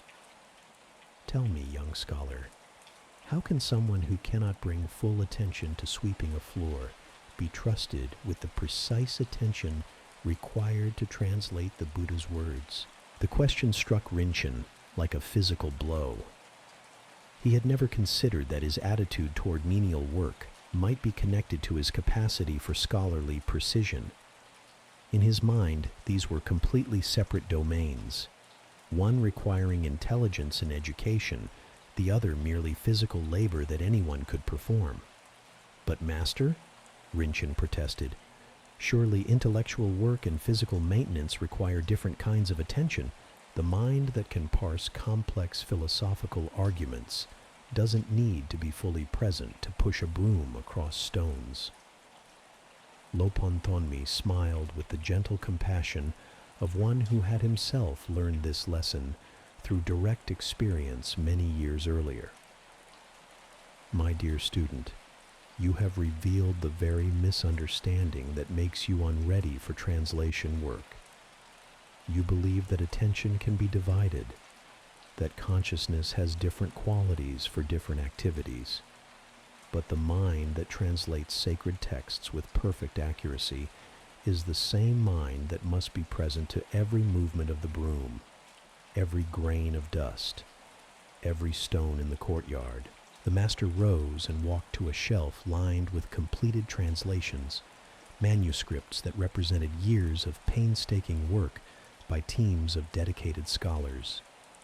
These texts, he said, running his fingers along their worn bindings, were not created by minds that could focus only when the subject matter was interesting.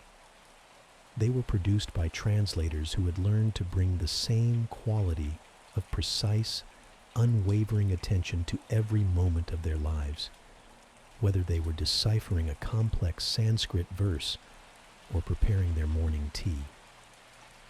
Over the following days, this conversation echoed in Rinchen's mind as he continued his cleaning duties. Gradually, he began to experiment with bringing the same quality of focused attention to his sweeping that he had previously reserved for his studies.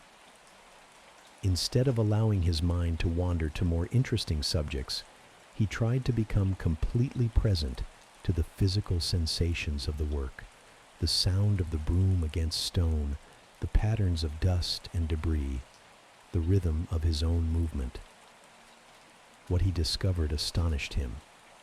When approached with full presence, even the most mundane tasks revealed depths and complexities he had never noticed.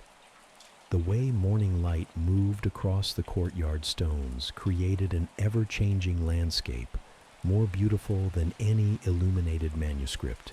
The sound of his broom became a kind of meditation, its rhythmic whisper joining with his breathing to create a natural state of concentrated calm.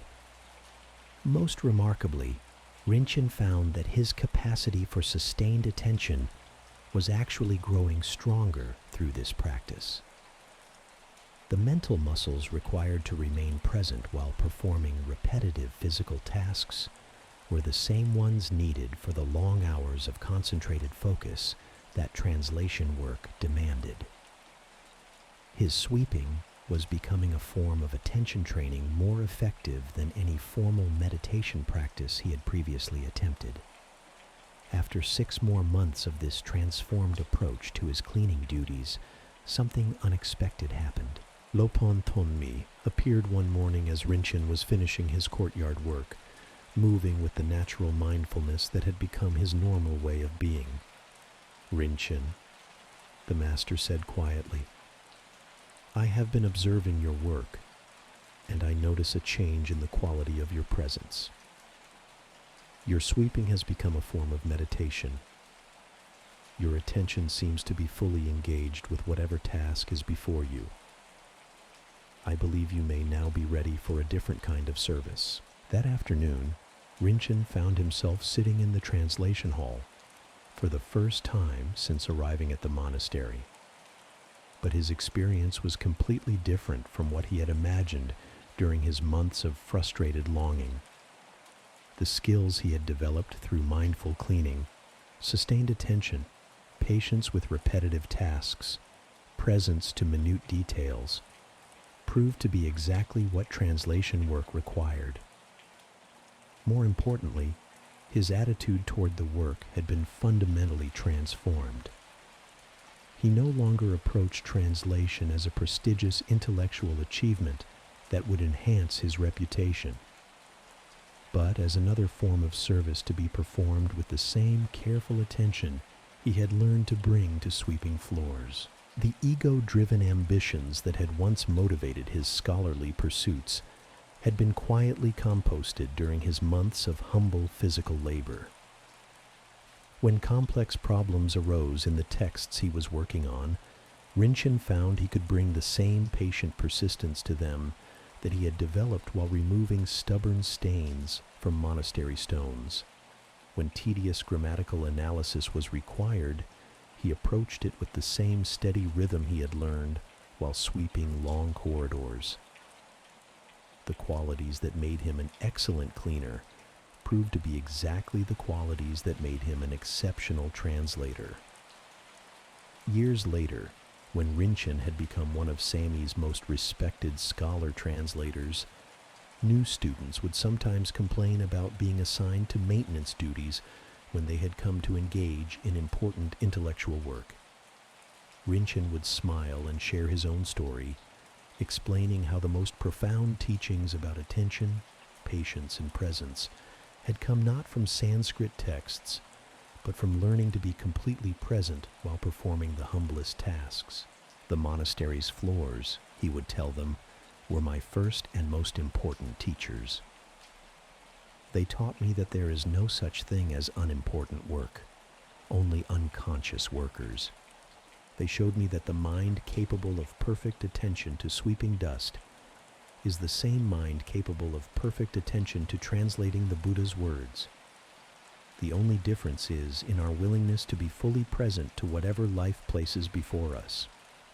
The scholar who swept floors reveals a truth that our specialized hierarchical culture often obscures, that the capacity for excellence in any field develops through learning to bring complete presence to whatever we are doing, regardless of how mundane or prestigious it might appear. The attention that creates masterful art is the same attention that creates masterful cleaning. The presence that generates profound insights is the same presence that can find beauty and meaning in the most ordinary activities. This teaching speaks directly to anyone who has felt that their talents are being wasted on routine tasks, who believes that meaningful work exists only in certain privileged domains. Rinchen's story suggests that every activity becomes meaningful when approached with full presence, and that the skills we develop through humble service often prove to be exactly what we need for more complex challenges. As our journey through these transformative tales continues to unfold in the deepening hours of night, each story serves as both mirror and doorway, reflecting back to us the patterns that create suffering in our own lives, while opening pathways to the peace and wisdom that await recognition in the most ordinary moments of our daily experience. Our next story emerges from the bustling trade centers of ancient India, where a successful cloth merchant learned that the wealth we accumulate can become the very prison that prevents us from experiencing true abundance. This tale, known as "The Merchant Who Gave Away His Store," explores how attachment to security can become the obstacle to genuine prosperity. In the prosperous city of Varanasi, where merchants from across the known world gathered to trade in silk, spices, and precious stones, there lived a cloth merchant named Devendra, whose success in business was matched only by his growing anxiety about maintaining the wealth he had worked so diligently to accumulate. His shop occupied a prime location near the main bazaar, its shelves lined with the finest fabrics from distant lands, its reputation for quality and fair dealing established through decades of honest transactions. Devendra had built his enterprise through careful attention to every detail of the trade. He knew the seasonal patterns that affected supply and demand, maintained relationships with reliable suppliers across multiple regions, and had developed an eye for quality that allowed him to select merchandise that would appeal to his sophisticated clientele. His success had brought him not only financial security, but also social standing and the respect of his fellow merchants. But as his wealth grew, so did Devendra's fear of losing what he had gained. He found himself lying awake at night, calculating potential losses from market fluctuations, political instabilities, or changes in trade routes. His conversations with other merchants increasingly focused on threats to their prosperity rather than opportunities for growth. The joy he had once found in his work was gradually being replaced by a constant vigilance against circumstances that might threaten his accumulated security. This anxiety expressed itself in increasingly conservative business practices. Devendra began hoarding cash reserves far beyond what prudent planning required, turning down potentially profitable ventures because they carried any degree of risk, and spending more time protecting his existing wealth than seeking new opportunities.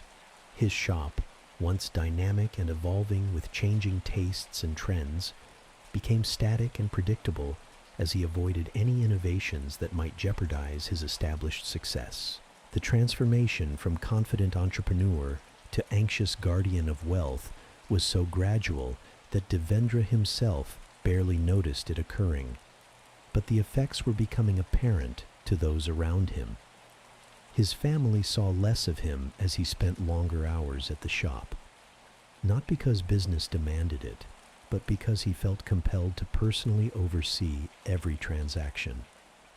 His employees walked on eggshells, knowing that any mistake might trigger reactions disproportionate to its actual impact on the business. Most significantly, Devendra's relationship with money itself had become complicated by fear. Currency that had once been a tool for creating value and serving customers had become an end in itself, something to be accumulated and protected rather than utilized for productive purposes. He found himself checking his accounts obsessively, counting and recounting his reserves, and feeling genuinely distressed when normal business expenses reduced his cash holdings, even temporarily. The catalyst for change came through an encounter that Devendra initially experienced as another threat to his security, but which would ultimately transform his entire understanding of wealth and prosperity. During the festival season, when the city filled with pilgrims and visitors from rural areas, a group of wandering monks appeared in the marketplace, seeking alms to support their spiritual community. These monks, followers of the Buddha's teaching, had taken vows of poverty and depended entirely on the generosity of householders for their material needs. They carried no money, owned no possessions beyond their simple robes and begging bowls, and yet radiated a quality of contentment and inner wealth that was immediately apparent to anyone who encountered them. When the monks approached Devendra's shop, his first instinct was to offer a small donation and send them on their way quickly before their presence attracted other beggars or created a disturbance that might interfere with business. But something about the lead monk's presence, a quality of fearless serenity that seemed to emanate from deep inner confidence, captured Devendra's attention in a way that prevented the usual perfunctory dismissal. "Venerable sir," Devendra said, bowing respectfully, "I would be honored to offer a modest donation to support your community's needs." The monk accepted the offered coins with gracious thanks, But instead of immediately moving on to the next shop, he paused and looked directly into Devendra's eyes with the penetrating gaze of one who could see beyond surface appearances to the deeper currents of human experience. "I observe," the monk said gently, "that you are a man blessed with material abundance, yet you carry yourself with the tension of one who fears poverty. May I ask what creates such worry in one so obviously prosperous?" The question caught Devendra completely off guard. He was accustomed to being envied for his success, not questioned about the anxiety it generated. For a moment, he considered deflecting the inquiry with platitudes about business challenges, but something in the monk's manner invited honesty rather than social pretense. "You see clearly, Venerable Sir," Devendra admitted. "I have worked many years to build what I have, and I find myself constantly afraid of losing it. The world seems full of forces that could destroy everything I've created. Economic downturns, political changes, natural disasters, theft, competition from other merchants. How can someone not worry when so much can go wrong?" The monk nodded with the understanding of one who had observed this pattern in countless individuals struggling with the paradoxes of material success.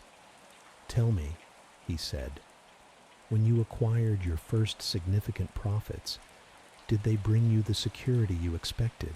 Devendra considered the question carefully. "For a time, yes.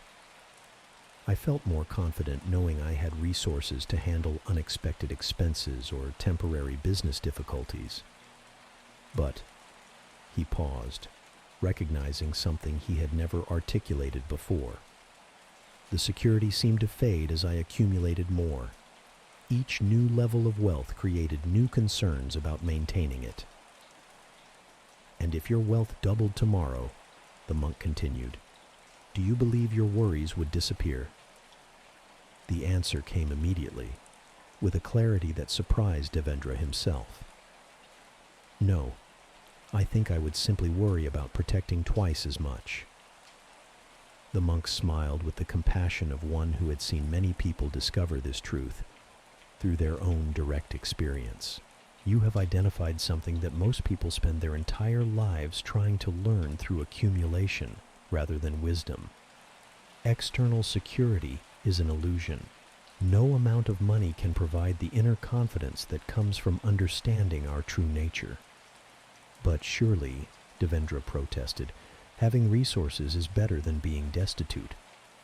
You and your fellow monks depend on the generosity of people like me. Without material wealth, how would you survive?" "Ah," the monk replied, his eyes twinkling with gentle humor. "But observe the difference in our relationships to material security. You possess great wealth, yet live in fear of poverty. We own nothing, yet experience complete confidence in our ability to meet whatever needs arise. Which of us is truly wealthy?" This question haunted Devendra for days after the monks had moved on to other parts of the city. He found himself observing his own behavior with new awareness, noticing how much mental energy he devoted to protecting resources he was too afraid to fully enjoy. How the pursuit of security had become a form of self-imposed imprisonment. The insight that would change everything came during a sleepless night when Devendra was pacing his shop, reviewing inventory and calculating potential losses from various imagined scenarios. As he moved among the shelves lined with beautiful fabrics that represented years of careful selection and successful trading, he suddenly saw his situation with startling clarity. He was like a man who had built a magnificent house, but was too afraid of burglary to ever leave it, too worried about damage to ever truly inhabit it. His wealth had become his prison, his security his source of insecurity. The very thing he had created to provide freedom had trapped him more completely than poverty ever could. The next morning, Devendra made a decision that shocked everyone who knew him, including himself. He began systematically giving away significant portions of his wealth, starting with a substantial donation to the monastery that had housed the monks who had sparked his awakening. But this was not a single act of charity. It was the beginning of a complete transformation in how he related to money and material possessions. Instead of hoarding cash reserves, Devendra began investing in ventures that served his community, funding schools for merchant families, supporting artisans who created the goods he sold, and backing innovative enterprises that might benefit the regional economy. Rather than protecting his wealth through isolation, he began sharing it through circulation. Most surprisingly, as Devendra's attachment to accumulating money decreased, his actual prosperity began to increase. Freed from the paralysis of fear-based decision-making, he could respond more creatively to market opportunities.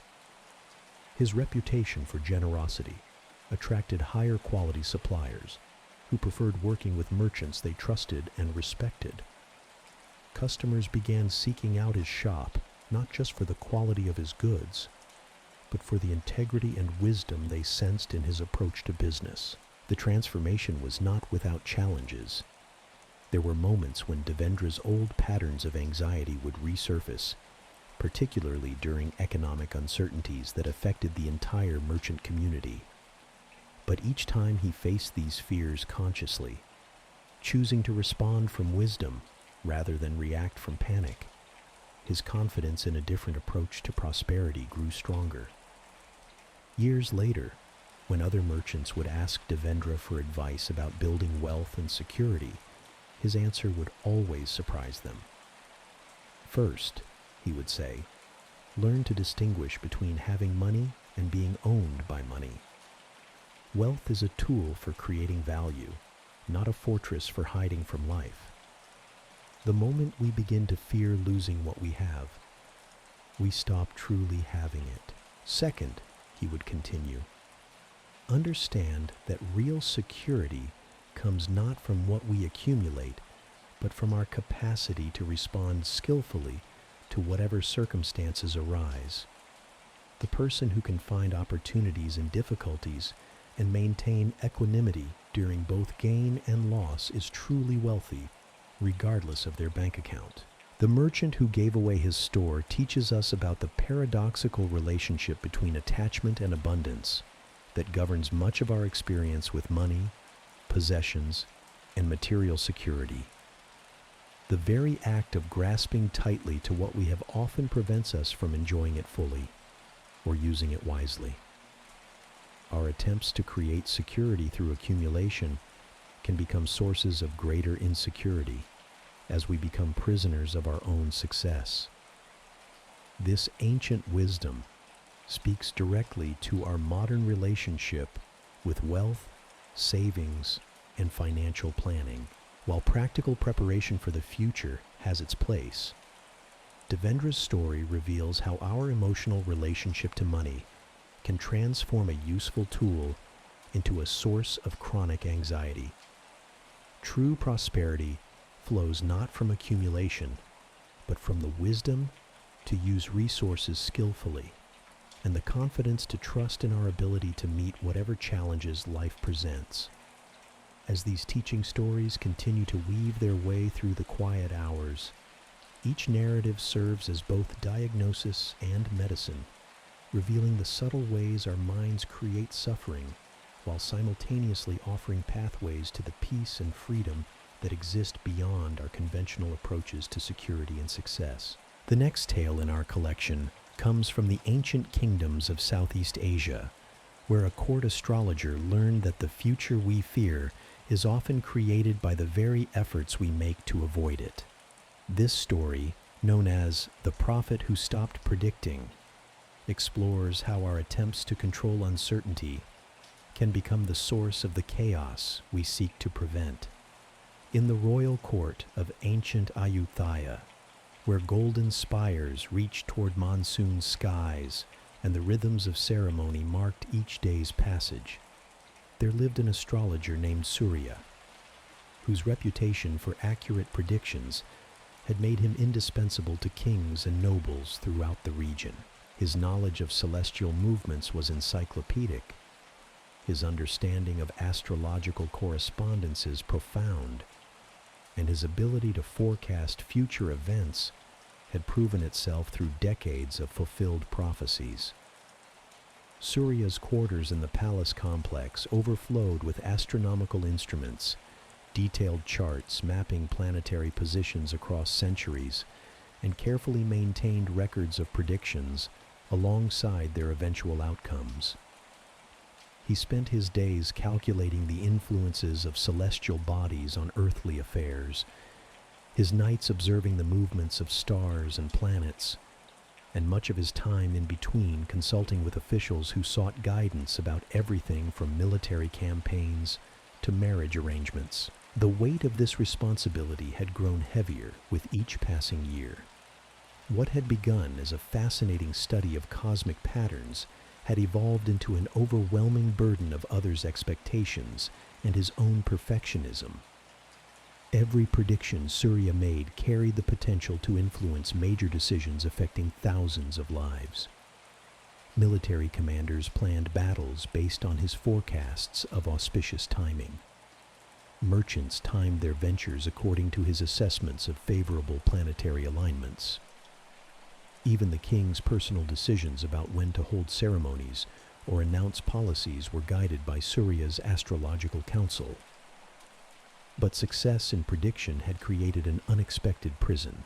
The more accurate Surya's forecasts proved to be, the more desperately people sought his guidance for increasingly complex and consequential decisions. His days became consumed with urgent requests for readings about matters both significant and trivial. Nobles wanted to know the optimal dates for their children's weddings. Generals demanded predictions about enemy troop movements. The king himself required regular consultations about the cosmic timing of state affairs. Most troubling was Surya's growing awareness that his predictions were not merely passive observations of predetermined fate, but active influences that helped create the very futures he foresaw. When he predicted that certain dates would be inauspicious for military action, commanders would postpone campaigns, sometimes creating the very vulnerabilities that enemies could exploit. When he forecast economic difficulties during particular planetary alignments, merchants would hoard resources and restrict trade, contributing to the scarcities he had predicted. So, this realization came to a crisis point during a period when Surya's calculations indicated a conjunction of malevolent planetary influences that traditionally signified major social upheaval. According to every astrological text he had studied, this configuration predicted civil unrest, political instability, and possible threats to the royal dynasty itself. The conjunction would reach its peak during the upcoming harvest festival, when thousands of people from across the kingdom would gather in the capital for celebrations. Following established protocol, Surya reported his findings to the king's council, recommending that the festival be postponed or significantly restricted to avoid the dangers indicated by the celestial alignment. His predictions sent waves of anxiety through the court. Military commanders began preparing for possible riots. Palace officials started implementing emergency security measures. The king himself became increasingly paranoid about potential threats from within his own administration. Word of the astrologer's dire predictions inevitably leaked beyond the palace walls, as such information always did despite attempts at secrecy. Rumors spread through the capital like wildfire, growing more dramatic with each retelling. Citizens began hoarding food and supplies in preparation for the predicted troubles. Merchants closed their shops early and hired additional guards. The atmosphere of fear and suspicion grew so thick it seemed to hang over the city like an oppressive cloud. As the festival date approached, Surya watched with growing horror as his prediction appeared to be fulfilling itself through the very reactions it had generated. The heightened security measures made people feel threatened rather than protected. The hoarding and shop closures created genuine shortages that increased social tension.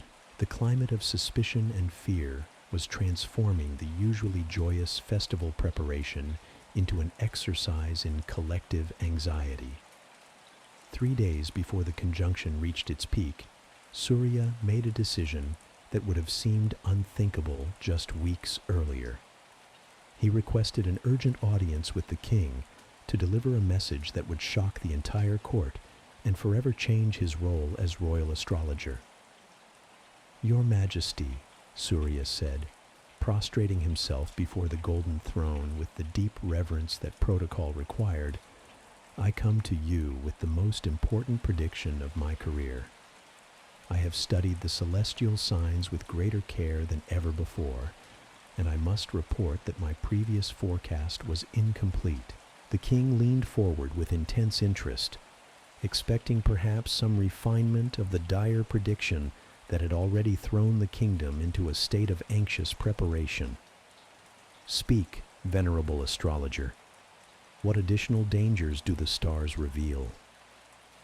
"Your Majesty," Surya replied, his voice carrying a conviction born of profound insight, "the greatest danger to the kingdom comes not from the planetary conjunction itself, but from our reaction to it. The chaos I predicted is being created by our attempts to prevent it. The very measures we have taken to protect against cosmic influences are generating the instability we feared."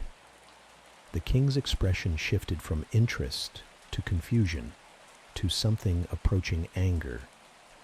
"Are you suggesting that your previous prediction was incorrect? That we have disrupted the kingdom's peace based on false information?" "Not false, Your Majesty, but incomplete. I saw the potential for upheaval in the celestial patterns, but I failed to recognize that prediction itself is an intervention that changes what it observes. By announcing the dangers I foresaw, I helped create the conditions that would manifest them." Surya took a deep breath before delivering the statement that would end his career as a court astrologer, but begin his journey toward a different kind of wisdom.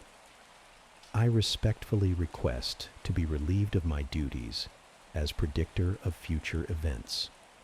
I believe the kingdom would be better served by an astrologer who observes cosmic patterns without attempting to forecast their specific earthly manifestations."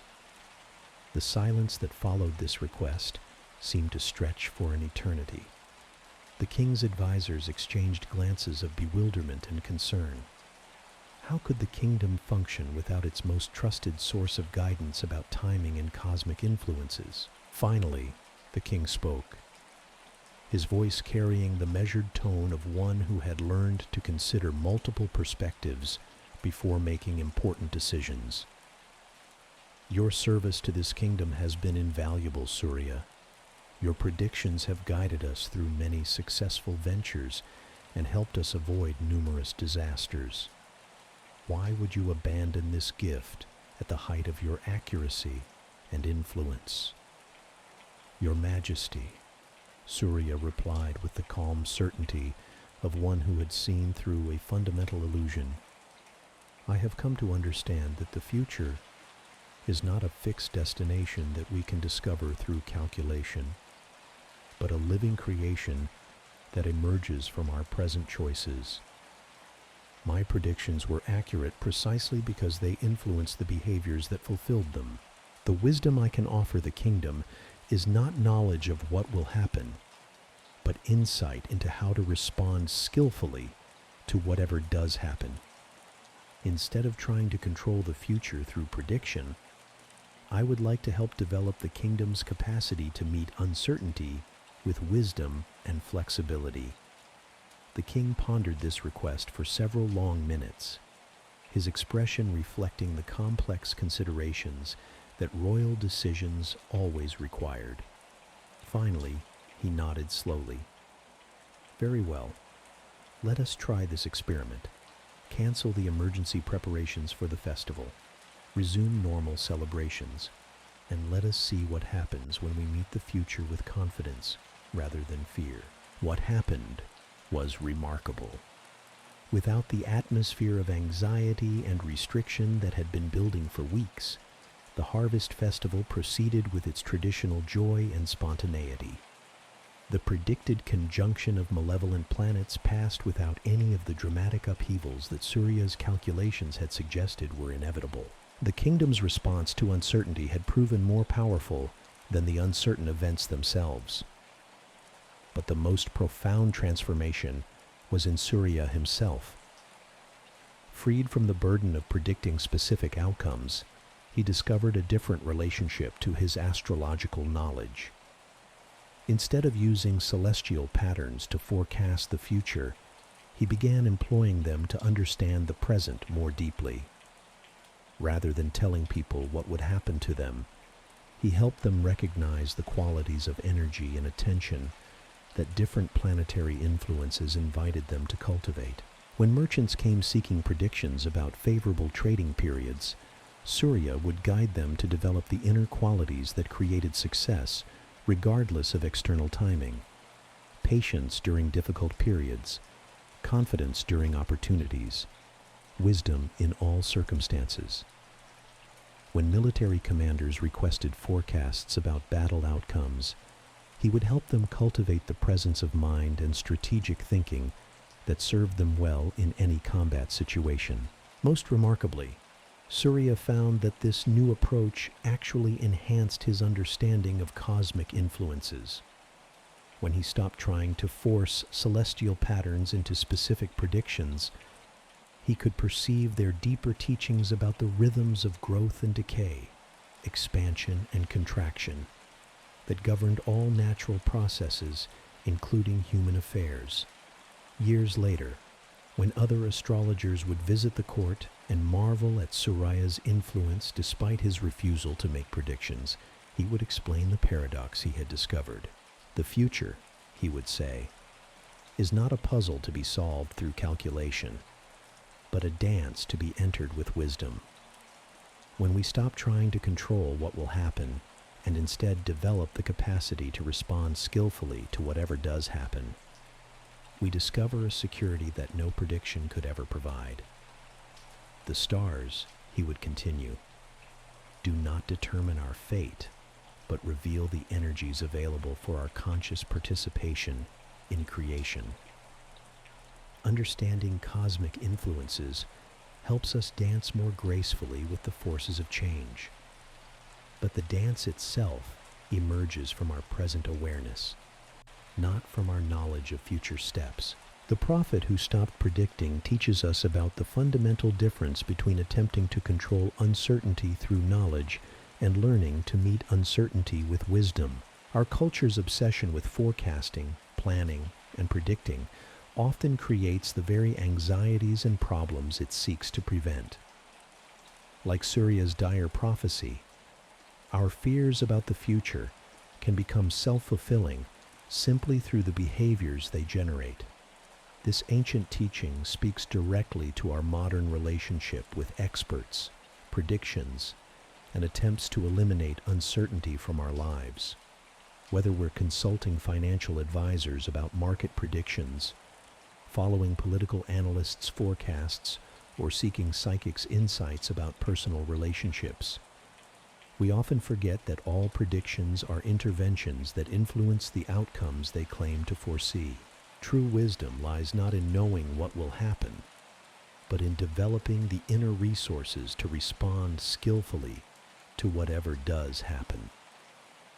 Like Surya's transformed approach to astrology, we can learn to use information about patterns and influences to enhance our present awareness, rather than control our future circumstances. As we continue through these teaching stories in the deepening hours of night, our next tale emerges from the mountain villages of ancient Nepal, where a humble potter discovered that the cracks we try to hide are often the sources of our greatest beauty. This story, known as The Vessel That Wouldn't Break, reveals how our perceived imperfections can become doorways to authentic strength. In a remote village nestled among the foothills of the Great Peaks, where terraced fields carved into mountainsides caught the morning light and evening mist, there lived a potter named Kamala, whose devotion to her craft was matched only by her frustration with her apparent inability to create vessels that met her own exacting standards.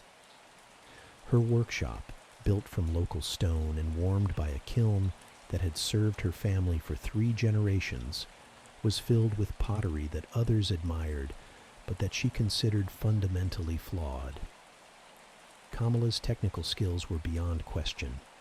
She could center clay on the wheel with perfect precision, pull walls to uniform thickness, and shape forms that displayed both functionality and grace. Her glazes showed deep understanding of how fire transformed earth into beauty, and her decorative techniques reflected years of patient experimentation and refinement. Visitors to her workshop would often marvel at vessels that seemed to glow with inner light, their surfaces bearing patterns that captured the very essence of mountain streams and cloud formations. But Kamala could see only what she considered to be failures.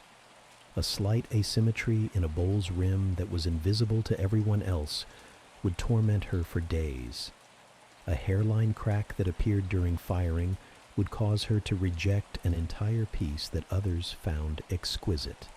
Most troubling were the vessels that emerged from the kiln, bearing unexpected marks, discolorations, or textures that resulted from the mysterious alchemy of fire and clay, characteristics that deviated from her intended design and therefore represented imperfection in her demanding judgment.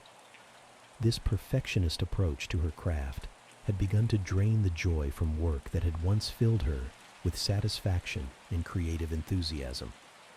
Kamala found herself spending more time criticizing completed pieces than enjoying the process of creation.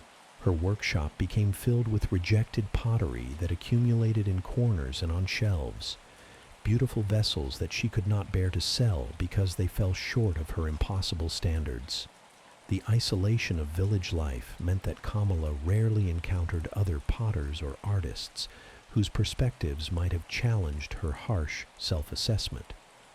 Her only feedback came from local customers who praised her work enthusiastically, but their appreciation felt hollow because she assumed they simply lacked the trained eye to recognize the flaws she found so obvious and disturbing.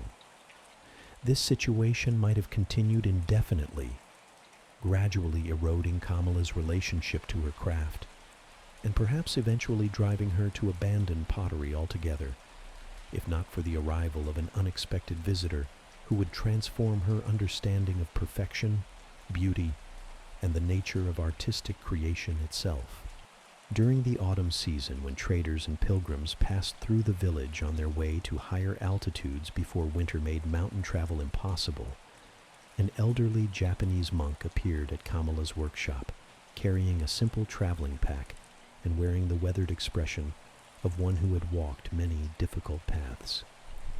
His presence radiated the kind of calm attention that immediately indicated years of contemplative practice, and his interest in her pottery seemed genuine rather than merely polite.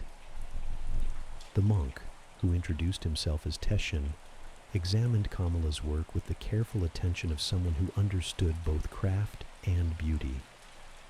He spent long minutes with individual pieces, turning them in the light, running his fingers along their surfaces, and occasionally making soft sounds of appreciation that suggested genuine recognition of artistic merit. But what surprised Kamala most was that Teshin seemed particularly drawn to the very pieces she had rejected as flawed. He lingered longest over a tea bowl whose glaze had cracked during firing, creating a network of fine lines that Kamala found disappointing despite the bowl's otherwise pleasing proportions. He examined with obvious fascination a vase whose surface bore scorch marks from direct contact with flames, marks that Kamala considered disfiguring accidents. "Venerable sir," Kamala finally said, unable to contain her curiosity about the monk's selections, "I notice you seem most interested in my unsuccessful pieces. These vessels contain flaws that make them unsuitable for use or sale. Surely you would prefer to examine the pottery that actually achieved what I intended." Teshin looked up from the cracked tea bowl with eyes that held depths like mountain pools. "My dear artist," he said gently, "I am most interested in these pieces precisely because they reveal something that your more successful work conceals. May I tell you about a tradition in my country that might illuminate why I find these vessels so compelling?" Kamala nodded, intrigued despite her certainty that the monk was being overly generous in his assessment of what she considered obvious failures. "In Japan," Teshin continued, "we have an art form called kintsugi, which means golden joinery. When a precious ceramic vessel breaks, rather than discarding it or attempting to hide the damage, we repair it with lacquer mixed with gold, silver, or platinum. The resulting piece is often more beautiful than the original because the golden veins of repair become part of its aesthetic story." He lifted the cracked tea bowl, holding it so that light played across the network of fine lines that Kamala found so disappointing. "These cracks," he said with obvious appreciation, "tell the story of this bowl's journey through fire and time. They reveal the stresses it endured and survived. Rather than flaws to be hidden, they are marks of character that make this particular vessel unique among all others." Kamala stared at the bowl with new eyes, trying to see what the monk described, but struggling against years of conditioning that equated cracks with failure. "But surely," she protested, "a vessel should embody the maker's intention. These marks represent places where my technique failed, where the clay or glaze behaved differently than I expected. How can accidents be considered beautiful?" Teshin smiled with the patience of one who had spent decades learning to see beyond surface appearances to deeper truths. "Tell me," he said, "when you work at your wheel, shaping clay with your hands, are you in complete control of every aspect of the process?" "Of course not," Kamala replied immediately.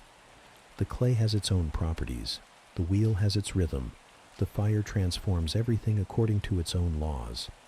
I guide and influence, but I cannot dictate exactly what will emerge."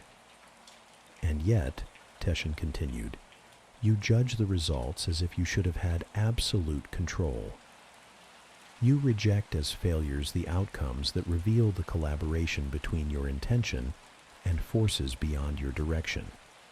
But what if these unexpected elements are not mistakes, but gifts from the larger intelligence that works through fire, earth, and human hands?" The monk set down the tea bowl and moved to examine the scorch-marked vase, his fingers tracing the dark patterns that flames had painted across its surface. "This vase bears the signature of fire itself. No human technique could create these exact marks. They represent a moment when your vessel participated directly in the creative force that transforms clay into ceramic. Rather than flaws, they are evidence of a collaboration between human skill and cosmic energy." As Teshin spoke, something began to shift in Kamala's perception. For the first time, she found herself looking at her rejected pottery not as evidence of her inadequacy, but as documentation of creative processes larger than her individual will. The cracks, discolorations, and unexpected textures began to appear not as deviations from perfection, but as unique signatures of the mysterious forces that participated in every firing. "In my country," Teshin continued, "we have a concept called wabi-sabi, which finds beauty in imperfection, impermanence, and incompleteness. It recognizes that the most profound beauty often emerges not from flawless execution, but from the honest expression of natural processes, including the unexpected developments that no human planning can fully anticipate or control. Over the following days, as Teshin remained in the village waiting for weather conditions to improve for his continued journey, he and Kamala spent long hours discussing the philosophical implications of accepting imperfection as a doorway to deeper beauty, rather than an obstacle to be overcome.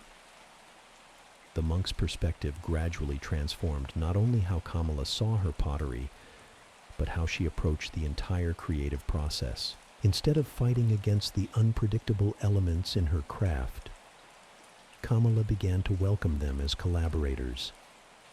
When glazes produced unexpected results, she studied them with curiosity rather than disappointment. When vessels emerged from the kiln bearing marks of their fiery transformation, she examined these signatures with the same attention she had previously reserved for her most controlled achievements. Most remarkably, as Kamala's relationship to imperfection changed, her pottery began to exhibit a vitality and character that her more controlled work had lacked.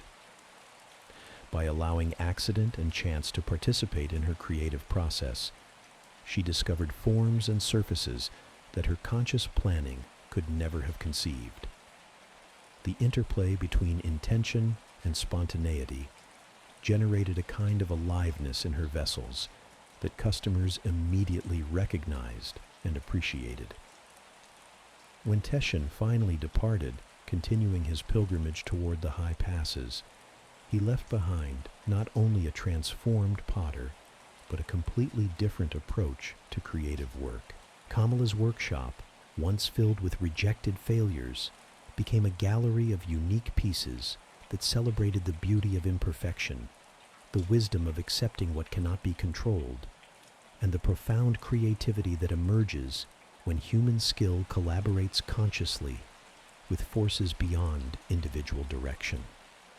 Years later, when other potters would visit Kamala's village and marvel at her distinctive style, she would share Teshin's teaching about the beauty that emerges when we stop fighting against the unexpected and begin welcoming it as an essential element of authentic creation.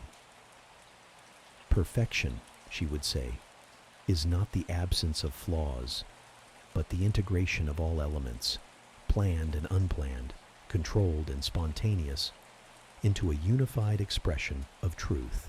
The vessel that wouldn't break teaches us about the profound difference between perfection as flawless control and perfection as authentic wholeness. In our culture that prizes predictable outcomes and measurable achievements, Kamala's story reminds us that the most beautiful and meaningful aspects of our lives often emerge precisely from the elements we cannot control or predict. This ancient wisdom speaks to anyone who has struggled with perfectionism, who has rejected aspects of themselves or their work because they didn't match some idealized standard. Like the golden veins in kintsugi repair, our perceived flaws and failures often become the sources of our greatest character and beauty when we learn to embrace them as essential elements of our unique story. As these transformative tales continue to weave their way through the quiet hours, we now turn to the ancient monasteries of Thailand, where a young novice learned that sometimes the greatest spiritual achievement is simply learning to be nobody special. This story, known as The Monk Who Forgot His Name, explores how the dissolution of identity can become the foundation of genuine freedom. In the forest monastery of Wat Pa Nanachat, where ancient trees created natural cathedral spaces and the sound of temple bells mixed with bird songs to create an atmosphere of profound tranquility, there lived a young monk named Ananda, whose intelligence and dedication had marked him as one of the most promising students in his generation. His memory was exceptional, his understanding of Buddhist philosophy sophisticated, and his commitment to meditation practice unwavering even during the most challenging periods of training. Ananda had entered monastic life with the noble intention of achieving enlightenment, not only for his own liberation, but to become a teacher who could guide others along the path to awakening. His vision of his future self was inspiring and motivating. A wise master surrounded by devoted students, delivering profound teachings that would transform lives and preserve the Dharma for future generations. This inspiring vision became both Ananda's greatest motivation and his most subtle obstacle. Every aspect of his practice was unconsciously shaped by his image of the enlightened teacher he intended to become. When he meditated, part of his attention was always monitoring his progress toward the profound states of consciousness he believed he needed to achieve. When he studied the ancient texts, he found himself imagining how he would one day explain these same teachings to his own students with even greater clarity and insight. His conversations with fellow monks often became opportunities to demonstrate his understanding of complex philosophical points. His questions to the senior teachers were carefully crafted to reveal the depth of his contemplation and the seriousness of his spiritual ambitions. Even his periods of work meditation, when monks performed manual labor as part of their practice, became exercises in cultivating the mindful presence he believed would characterize his future teaching. For several years, this approach served Ananda well. His reputation for dedication and insight grew among both teachers and fellow students. He was often chosen to participate in special ceremonies, asked to explain difficult concepts to newer monks, and given responsibilities that reflected the community's confidence in his spiritual development. Everything seemed to be progressing exactly as he had envisioned when he first committed himself to the monastic path. But during his 5th year at the monastery, something began to shift in ways that Ananda initially experienced as deeply troubling.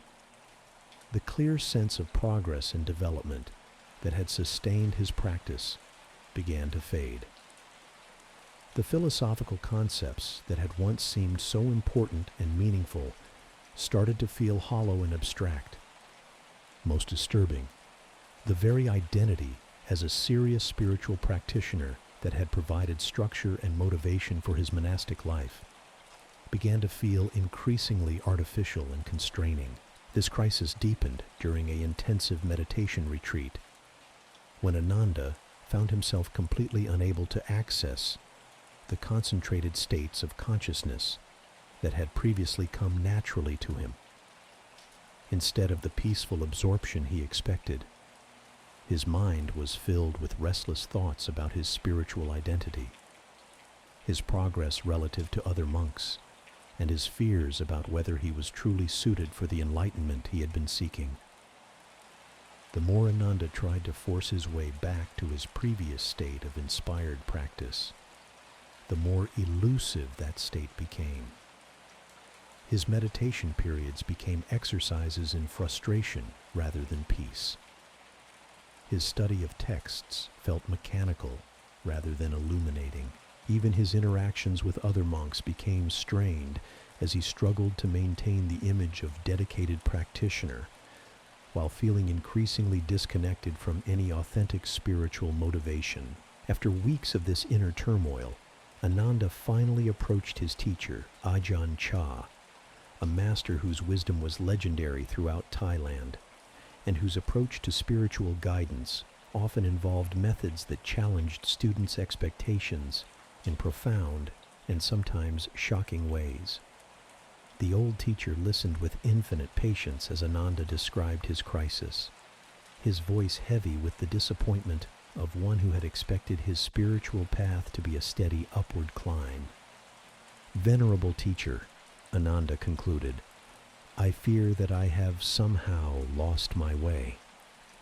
The practices that once brought such inspiration and progress now feel empty and meaningless. Perhaps I am not truly suited for this life. Perhaps I should return to the lay world before I waste more of the monastery's resources on my spiritual failure." Ajahn Chah regarded his troubled student with eyes that had seen countless monks navigate this same spiritual territory. When he spoke, his voice carried the gentle authority of one who had learned to trust in processes deeper and more mysterious than those visible to the anxious mind.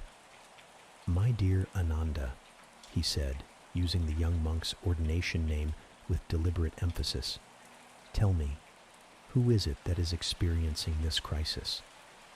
Who is it that feels lost and discouraged?" The question seemed so obvious that Ananda answered without hesitation, "I am, Venerable Teacher. I am experiencing these difficulties. And who is this I that you speak of?" Ajahn Chah continued with the patient persistence of one guiding a student toward a crucial recognition. "Can you show me this I? Can you locate it somewhere in your body or mind?" Ananda paused, suddenly uncertain about something that had seemed completely obvious moments before. He looked within himself, searching for the solid sense of identity that usually provided such clear answers to questions about his experience, but found only a shifting collection of thoughts, sensations, and mental formations with no fixed center.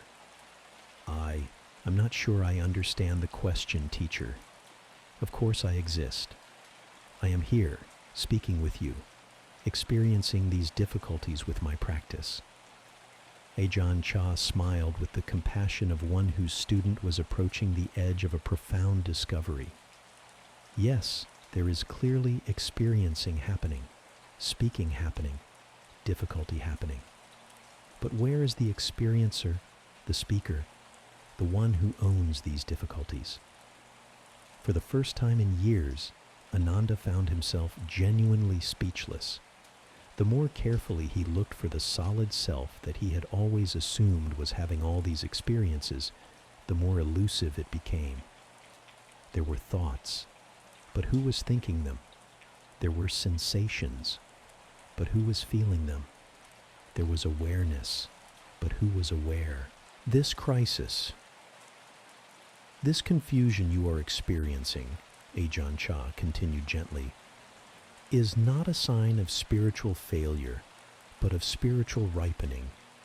The identity you have been trying to perfect and develop, the Ananda who would become an enlightened teacher, is revealing itself to be nothing more than a collection of mental constructions with no solid foundation.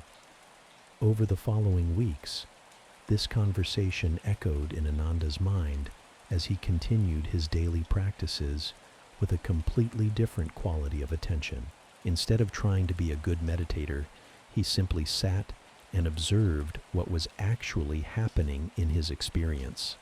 Rather than studying texts to increase his knowledge as a future teacher, he read with the innocent curiosity of one encountering these ideas for the first time. Most remarkably, as Ananda's attachment to being someone special gradually dissolved, his natural wisdom and compassion began to emerge without effort or intention. His conversations with fellow monks became more authentic and helpful because he was no longer performing the role of advanced practitioner. His meditation deepened naturally because he was no longer trying to achieve particular states or measure his progress against imagined standards. The transformation was so gradual that Ananda barely noticed it occurring until one morning when a visitor to the monastery asked him to explain a complex philosophical point about the nature of consciousness. As Ananda began to respond, he realized that profound understanding was flowing through him without any sense of a knowledgeable person delivering it. The teaching emerged naturally from presence itself, requiring no one to be wise or enlightened. In that moment, Ananda understood what Ajahn Chah had been pointing toward. The spiritual achievement he had been seeking was not the development of an enlightened identity, but the recognition that no fixed identity exists to be developed. The wisdom he had hoped to attain was already present when the one seeking wisdom dissolved into simple awareness. When the monastery's annual rains retreat concluded and new students arrived seeking guidance from the senior monks, something beautiful happened. Several of these newcomers were drawn to spend time with Ananda, not because he claimed any special attainments or presented himself as an advanced practitioner, but because they sensed in him a quality of genuine presence that felt more accessible and authentic than the formal authority of recognized teachers. Ananda found himself naturally offering guidance and support to these students, but in a completely different way than he had once imagined.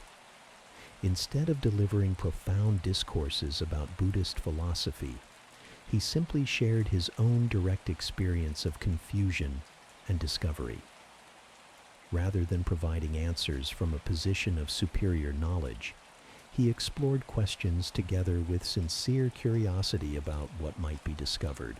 Years passed in this way, with Ananda continuing to deepen in understanding while paradoxically losing any sense of being someone who understood anything special. His reputation for wisdom grew throughout the monastery and beyond, but he experienced this recognition with the same natural ease that flowers experience being appreciated, grateful but not identified with the appreciation. As these ancient whispers of wisdom draw to their gentle close, notice how something has shifted in the depths of your being.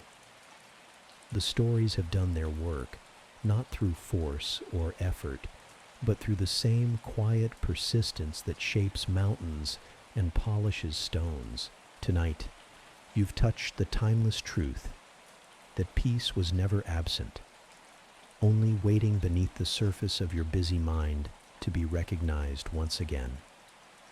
Rest now in this knowing, carrying these seeds of awakening into your dreams, where they will continue to blossom in the fertile silence of sleep.